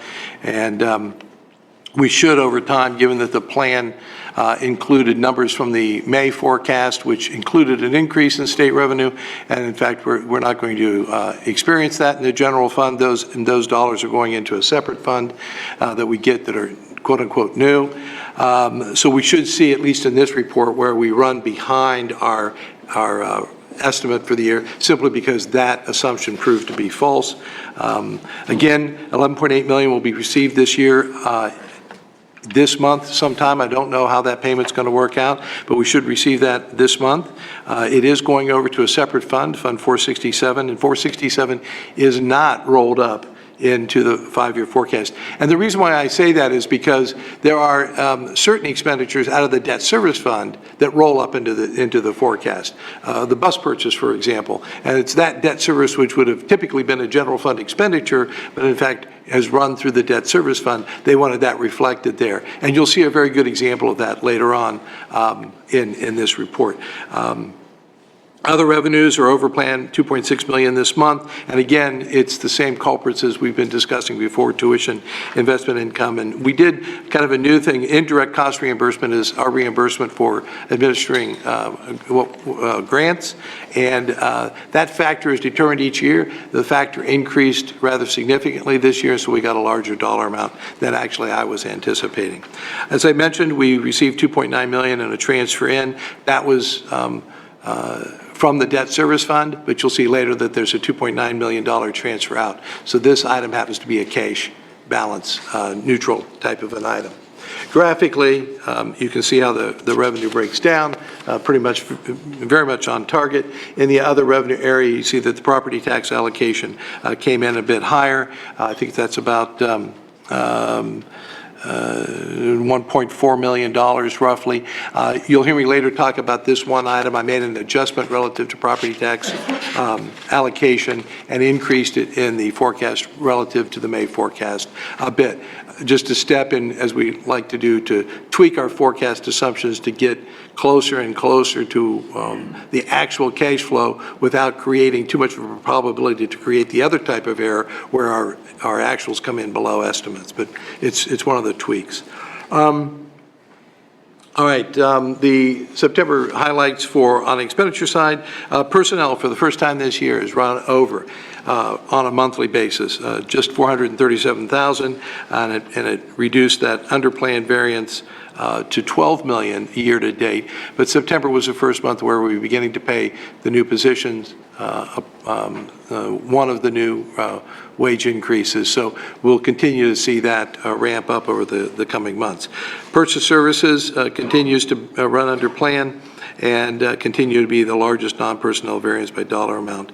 And in purchase services, you'll see that it's typically utilities and fuel and property services and things that you budget for that you don't want to under budget for. So coming in under on these items, to say we have a plan for that, it's just that we want to make sure that we're adequately budgeted for those items. And again, $2.9 million transfer out related to that bus debt transfer. Graphically, you can see here personnel jumps off the page a little bit due to the dollar amount. And when we get into other expenditures, you can see purchase services, as I mentioned, is very visible here. Looking at the variance analysis for the month that I like to do, these are the variances, and again, 5 million or more is considered high. And I think I said 5% or more is considered high for the variance. And when we look at my chart, most of the dollar amounts are low in terms of revenue, in terms of the variance amount, but property tax and other revenue and other financing sources came in with a high percentage variance. But again, you can see they represent a small dollar amount of our overall revenue picture. On the expenditure side, last month all of these were negative variances, in other words, under plan, and for expenditures we would refer to those as favorable variances. This month, other uses went above plan by a bit, and that was the transfer, and that's a timing issue when you look at the chart in your MD&A for how that was spread out over the months instead of being a bullet as it occurred. Sorry, a single payment. I'll stay away from that financial term. The variances here, again, personnel, as they have been, high above 5 million in amount and greater than a 5% variance. I think that, I don't know that any of the categories really changed this month from last month. So all in all, I mean, the variances that have occurred are, shall we say, in the right direction. There's nothing alarming to cause me to believe that our annual amounts will continue to be under in expenses and over in revenues. So I'm comfortable that we're on target through September so far. That is the September report that I'll present to the board at next week's board meeting. Are there any questions at this point? Is there a need to motion No. to? Thank you. Thank you. I didn't think so. Thank you. Because there is a requirement that I report That monthly you do to it the board. anyway. Yes, Right. sir. That's what I thought. All right, moving on to item 6, as we close a 5-year forecast. Mr. Chairman? Treasurer? I was talking to myself. And Chairman Cole, would you like to do this? Let's go for it. Let's go for it. Hopefully it's self-explanatory. This is the 5-year let me back up, I'm sorry. This is the 5-year forecast, and for the first time, we're calling this the November forecast. It used to be called the October forecast. State law changed, as I reminded you.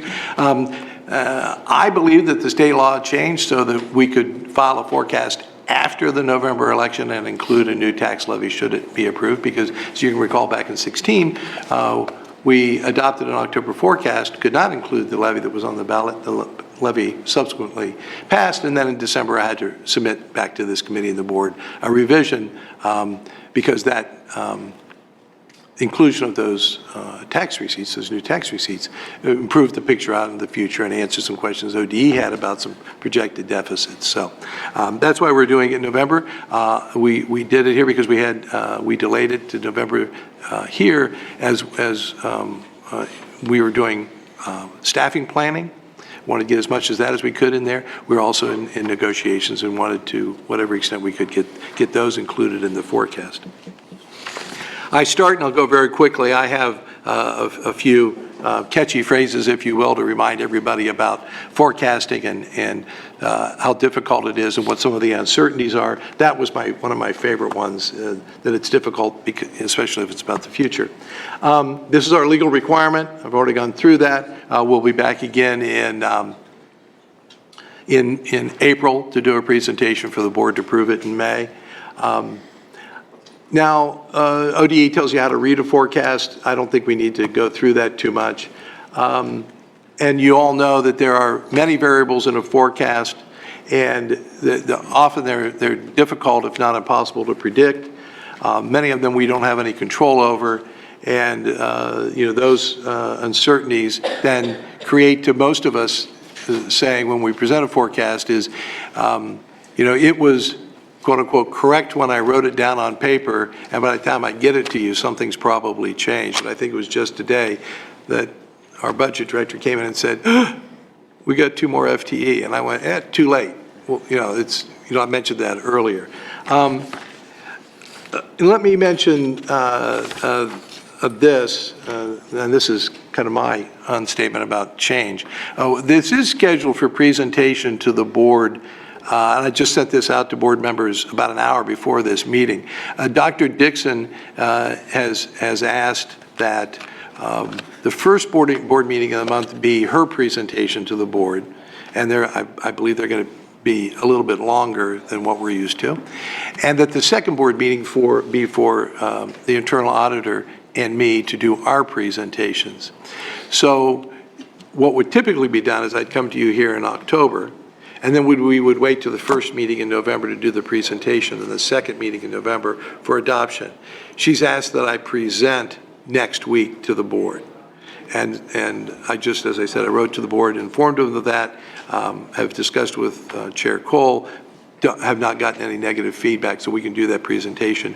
And while we could wait for adoption on the forecast till the second board meeting in November, unless there's some feedback that would necessitate a change, I would recommend that we would take it to the board at that first board meeting for approval. There's really no discussion at that meeting because we've already had it. So just so you know, that's a little bit of a change, and I have yet to hear from the board specifically. So I'm assuming I'm on safe ground so far. All right, so on to the forecast. What I like to do is take you from May up to today and tell you what new things we know, what's changed, and how has that then impacted the cash balance. I mean, that's what we're all about, is a cash balance. So the first thing that we do when we prepare the November forecast is we now know how FY19 ended. Back when we were doing the May forecast, which I actually put together in February or March, we're still doing projections out another 4 or 5 months for what the end of 19 might look like. So when we plug those in, we realize we pick up $10.5 million in revenue. And that was in the typical culprits of other income, investment income, pilots, things like that, and that category that we know. Then we also had an increase of $31.8 million in expenditures. Now, one might say, Treasurer, 31.8, you're a little off there. Well, the 31.8 is comprised of a $30 million transfer that we did that we didn't know that we were going to do back in February or March, but we actually executed. And that $30 million was over to a construction fund for the work to be done on the 3 schools when we, I guess you call that program realignment, the Dominion, the Brookhaven, and the North realignment of programming. And then the transfer that we did for the radio station. What that did with 10 million more in income and 31 more in expenditures, it drove that indicate balance down 21.3 million less than what we had in the May forecast. When we look at revenue on the property tax side, overall, there's not a change in the dollar amount in this 4-year period. Let me say this, when I compare to May, I compare over a 4-year period, FY20 to FY23, even though FY24 is now in the forecast. FY20 to 23 were the only years that were in the May forecast, so I don't have a FY24 to compare to back in May. When you get to October, when you get to November, you 1 year goes actual and you roll another year of future into the picture, so everything slides to the left, if you will, in the document. So I'm always comparing to this 4-year period. So on property taxes in that 4-year period, nothing really changed. I've talked to you about some of the things that happen when people pay their tax bills early or pay their tax bills later, and that first half, second half calendar year settlement percentage kind of moves around. Well, when it does that, it crosses a fiscal year. So in this particular case, when I redid those percentage distribution numbers, it tended to push money into later years, but it evened itself out. So over that whole period, you'll see it's about a $700,000 difference. When we're talking about almost $500 million, that's not a significant move, but it just got delayed. But in that same period, those revenues are there. State aid, and this may be where you want to spend most of your time. I've got several interesting graphs on this. Back in May, our assumptions back then was we had a state formula, that in that formula we were capped, and that cap would grow 4% a year. And we made the assumption that it would increase 4% a year throughout the life of a forecast. Now, if you've followed us at all, our experience with forecasting cap growth and state revenue is disappointing. At one point in time, we were at 10.5, and then it became 7.5, so we went, fine. We'll project 7.5, that's what we've got. Well, that became 4.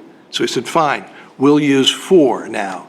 Well, we put in 4, and now it's 0. So this is a conversation that I'd like to have with you and have feedback. When you see what this does to the forecast, I don't know what to put in for state monies. I've talked to some of my colleagues, many say 0. Of course, they can say that because they're not 38% funded by the state. I talked to them about what are you doing with this student wellness and success funds. And it's not a large enough dollar amount for them to worry about, supplant or supplement. We're the elephant in the living room. It is a large dollar amount to us. So I want to have that conversation because honest to John, I don't know what to put in for state revenue. I don't want to be overly pessimistic or conservative, but then again, I don't want to put in numbers and fall short. We're trying to avoid that build, reduce programmatically, okay? What do we have now for the November forecast? Well, we don't have a formula. The funding is frozen at FY19 levels. For those of you who like to go look, you go to the ODE's website, you look up the funding reports for school districts for FY19 June, you go to line N, and that's the dollar amount that you get. And that's the same dollar amount that appears in that form, that report now for the payments thus far through July, August, and September. The new money, I put it in quotes because new money implies that we weren't expecting it. It's a surprise you got new money. Well, I put it in quotes because I was expecting dollars to increase, 4% on the cap every year. So with that new money, called the Student Wellness and Success Funds, is distributed into a separate fund, which means while everyone can say, we've given you more money, that's true, but you put it over here in a different checkbook. And you've given me some restrictions on what I can spend that money on. So that's different than previous years. So that money's off the table from a general fund perspective. Just to let you know, the Student Wellness and Success Funds, $11.8 million in FY20, and another $5.2 for a total of $17 million in FY21. What I did was I assumed flat state funding in the general fund, as I said, and when I compared that to what was in the May forecast over that 4-year period, it pulled about $134 million out of my forecast. Now you're going to say, well, wait a minute. Why wasn't it just 11.8 and then 17? No, I didn't get that money. What I was anticipating was 4% growth. So if I don't have any growth, I don't care whether they could have given us 50 million. The impact on my forecast is I went from 4% growth to no growth. All right, so it pulled about 134 million out of the general fund. On the property tax allocation, our rollback on homestead exemption, as I mentioned earlier in the monthly financial report, we tend to underestimate that. So I made an adjustment for this forecast a little bit, about 24 million over that 4-year period, 5 to 6 million a year. Add in, again, a tweak to try and get a little bit closer to what our actual cash flow might be like. On the other revenue side, we had a banner, you'll see in some of my graphs, we had a banner year in other revenues last year. And I went ahead and upped that about 5 million a year to, again, just reflect some recent history. It's not near where we were in this past year, but again, just tweaking it up 20 million during that 4-year period. Here's a summary of the changes and their impact on the cash balance. You can see in the far left-hand corner, those changes attributable to the actual numbers for 19, adding about 10.5 million on the revenue side to the cash balance. And then those annual reductions, you'll see there, the 133.9, or as I mentioned earlier, 134 million reduction in state revenue. And somewhat offset by my tweaking of property tax and other revenue. But in total, from May forecast to today, we've lost about $77 million during that 4-year period. Let's move on to the expenditure forecast. One of the things, we did have certain FTEs back in May, but we've added about 91.3. And what do they look like? It looks like this. Back in May, we were pushed everything to fiscal 21. If you recall, back when we were in budget reductions a couple of years ago, one of the first things we did was delay the hiring of staff. That was, in a word, the least painful to do in terms of trying to address deficits. So we pushed everything to 21. When we come to November, through discussions with the superintendent and the team and our budget director, positions have been either added or accelerated back into 20.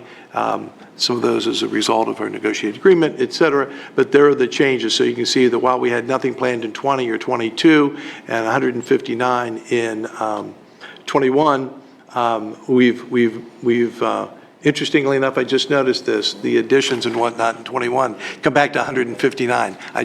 That's coincidental, not purposeful, but you see we moved 86.8 into 20, still have 159 in 21. The difference down here in the purple or blue, whatever that is, you can see it's 91.3 positions, broken down by certificated and classified staff members.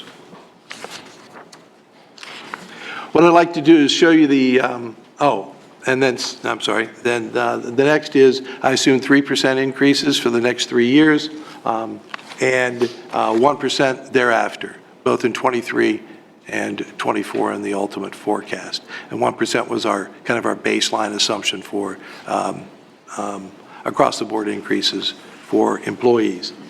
The general fund expenditures, talking with the budget director and superintendent and others, we're going to assume, and what we have assumed in this forecast, 100% supplanting. In other words, we will identify current programs and expenditures that are in the general fund plan that qualify to meet the requirements of the Student Wellness and Success Funds and move those expenditures over to Fund 467.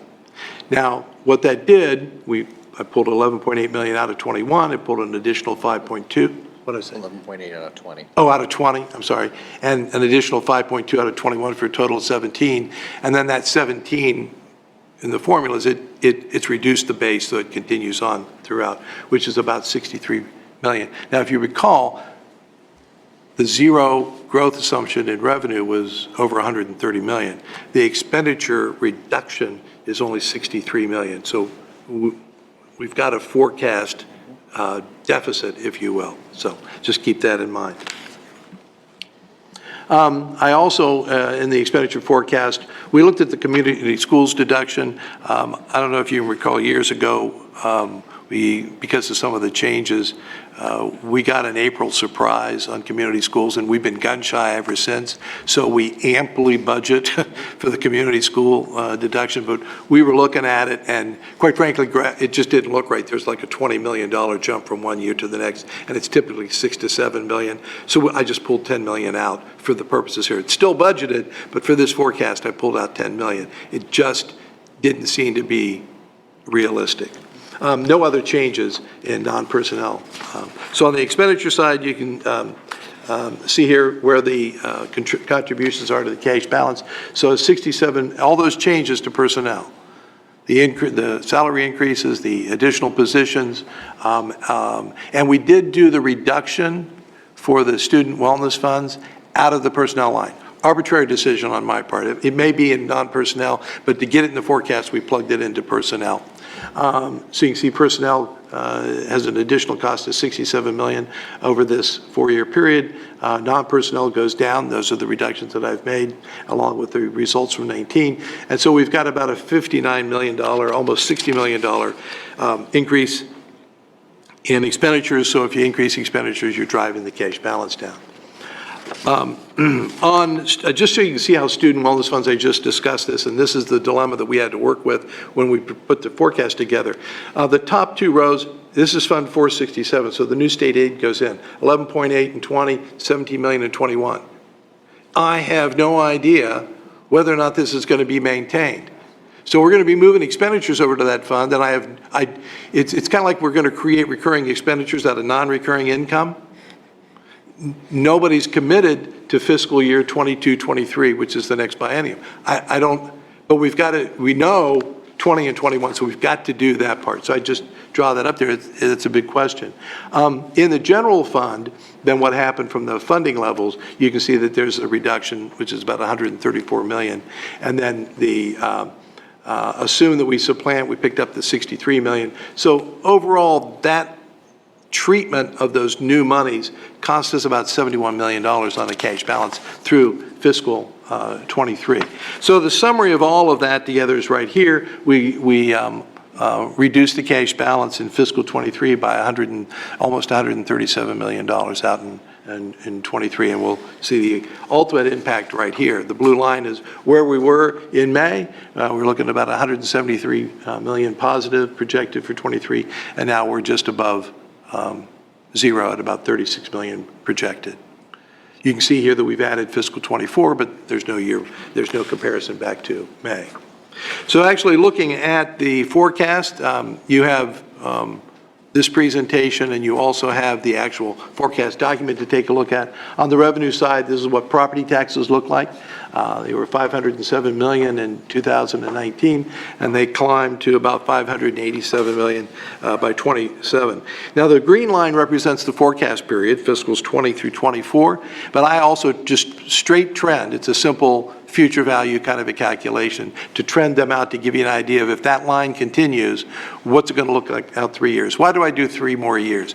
I like to have at least 8 years to look at, because if we're on a 4-year levy cycle, I want to remind people that we need to be visiting this long-term financial stability on a regular basis.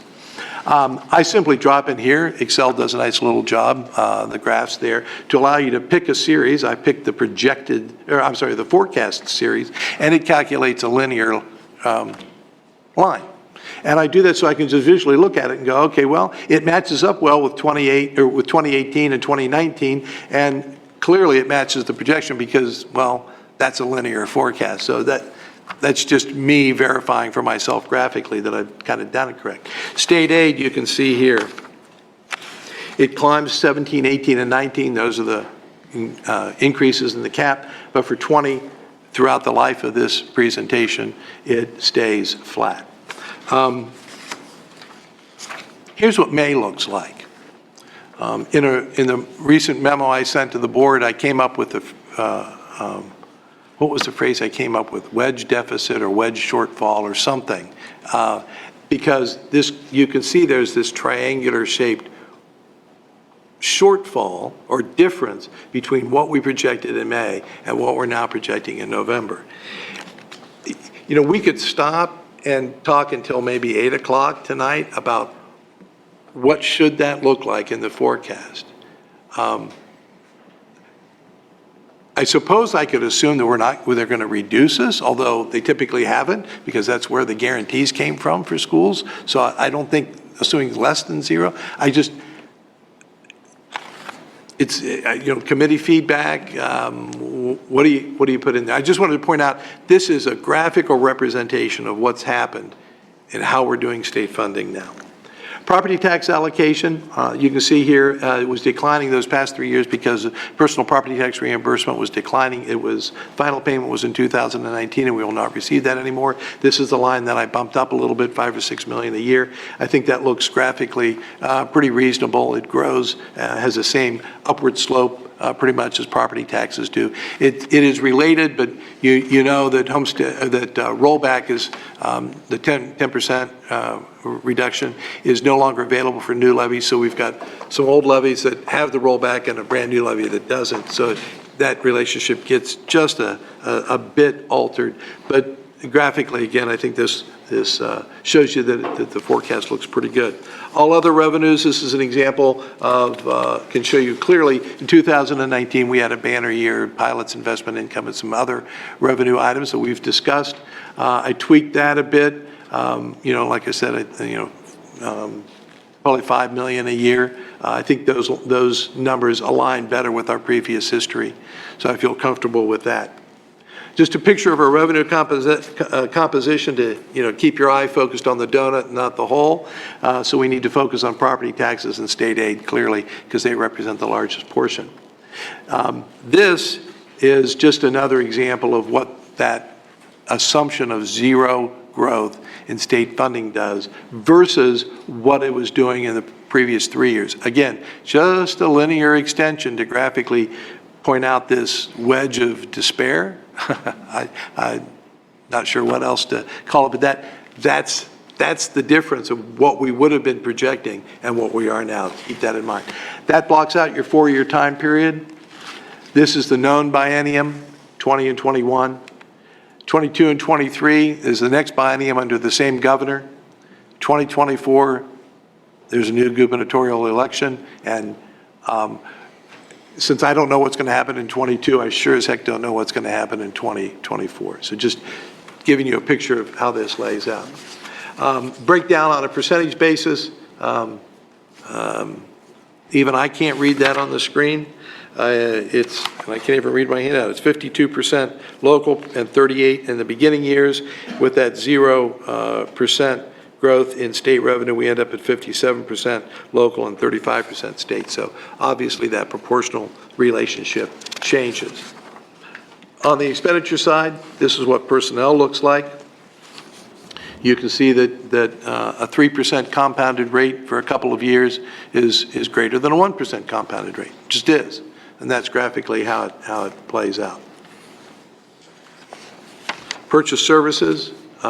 Now, for all the non-personnel items, I'm using what the budgets were except where I told you I've modified them. For instance, what we did for community schools, I modified that budget. But these numbers are very much like, they're identical to what we did in May. So this graph looks the same. That climbs over time. I break out purchase services for you, and it's the top line there that is community schools and the other ones that are in there. Ed Choice, College Credit Plus is in that line as well. But when we first did this, from the 193 in 19 to 2020, that was 213 million. And we went, well, but that, for the forecast, that just doesn't look right. Budget for it, yes. Protect ourselves that we've appropriated the money. But from if we're looking at this on a more of a cash flow basis, that's why we reduced that number down. So we got it more in line, okay? The others, you can see on purchase services, they're pretty flat and pretty much in line with what we've had. And again, these are cash payment numbers. These are actuals. These are budgets. So if we come in under budget, we'll likely be below that line. All right. Supplies and materials. First thing to note is that scale has gone from hundreds of millions of dollars to no more than 30. So I care, but we're not going to be off by a whole lot here on supplies and materials. One might want to ask, if you don't want to interrupt me, but I'll point it out, what is going on there in 26? Well, graphically, it's very interesting. What do you think is going on in 26? On a supplies and materials standpoint, what might we be doing as a school district that we only do every so often? Textbook adoption. Okay. Ding, ding. Okay, so that's what did I say? You said 26. Okay, I'm sorry, it's 21. It's right there. I'm trying to move as fast as I can. Capital outlay, again, we're talking $3 to $4 million over time. This is based upon what they've budgeted. All other expenditures, you can see right here, all other expenditures include transfers, and I brought it back down to a more reasonable level. The drop here from 24 to 25 is the fact that one of the debt service issues is paid off, and there's no interest expense in here after that point in time. So total expenditures look like this. And the impact on ending cash balance, something we've all been waiting for, is this right here. Actuals, we were building a balance, we continue to build a balance in 20, and we began a steady decline, and then I simply project this out for the future. As a reminder, this is 30 days cash. It's another one of our metrics for kind of an early warning signal, if you will, that we need to do something to manage our finances. And another reminder, if we go on the ballot next year in 20, we're in the middle of the 21's fiscal year. All right? And when you vote in 20, the 4 years of your projection that levy is intended to fund is not 21, but it's 22, 23, 22, 23, 24, and 25, those 4 years. So when we begin to plan for the levy, we'll be looking at that balance as a target, as a need to address, okay? So what are some of our early warning indicators? Expenditures begin to exceed revenues in fiscal 21. And that was the same situation as in May. The ending cash balance drops below 30 days cash in 23. It's 2 years earlier than May. Why did it move 2 years and not just one? The wedge that tends to accelerate movement of these early warning indicators. And what's the first year of the negative ending cash balance? It's 24. It's 3 years earlier than in May. Interestingly enough, in May, the negative balance wasn't even on the forecast. It was, out. It wasn't even on the page, because we only went to 26. Now we go to, the negative balance in May was 27 and wasn't even on the page. We were positive through this entire presentation.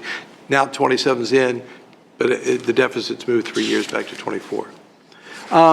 What's contributed to the decline in cash balance since the May forecast? Well, clearly it's actual results, state revenue, and personnel increases.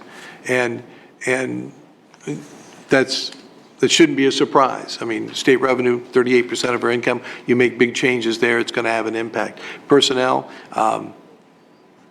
66, 68% of our expenditures, it's what we do.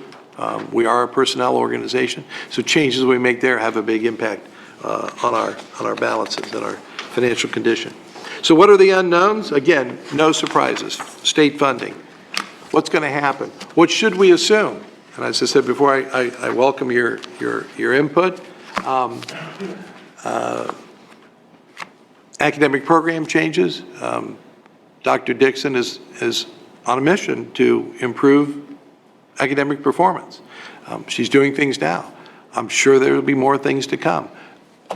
Some of that certainly isn't in here. We don't know exactly what we might do in fiscal 24, 22, 23, 24 out in the future. So that's not in there. And then where are we going to land on an operating levy? Yes, no, pass, fail. I mean, all of that are some uncertainties that are intended to put this forecast in perspective. This is a good snapshot.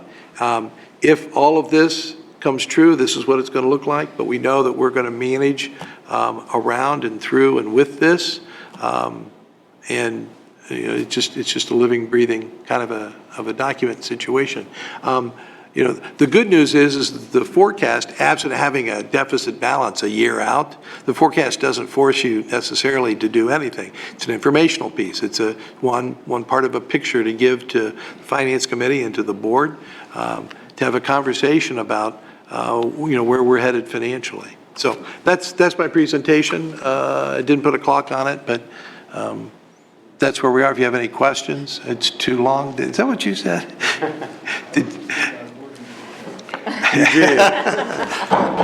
Yeah, thank you. You beat me to it. So that's my presentation on the forecast. And as I said, I'll be doing that next week with the board.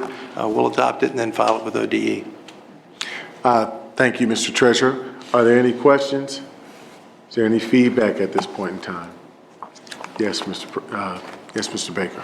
Mr. Chairman, so just so we're clear, you assumed level state funding because we're clueless on what they may do to us during the next biennium, so we just assumed level state aid.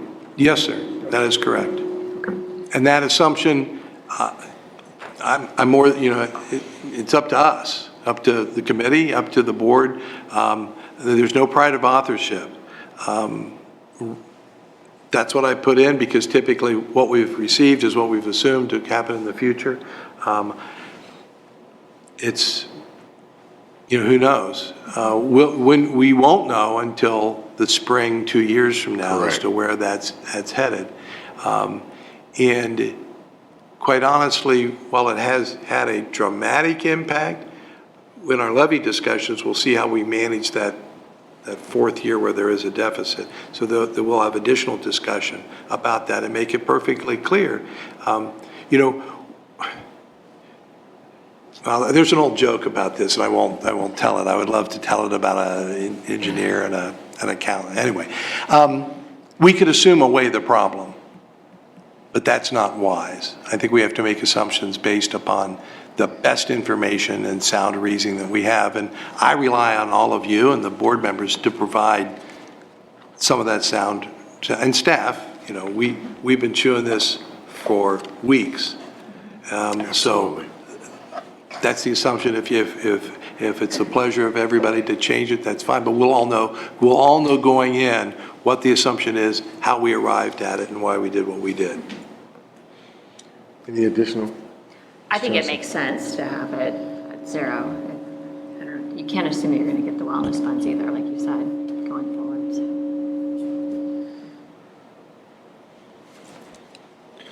So. Any additional feedback? And I just to piggyback on what Stan said, you know, keeping it zero when there's the threat of potential recession, inverted yield curves, we do not want to be overly aggressive. And on that positive note. That's Mike. Mike told me to say that. Again, I thank you for this information and the discussion that we've had around it.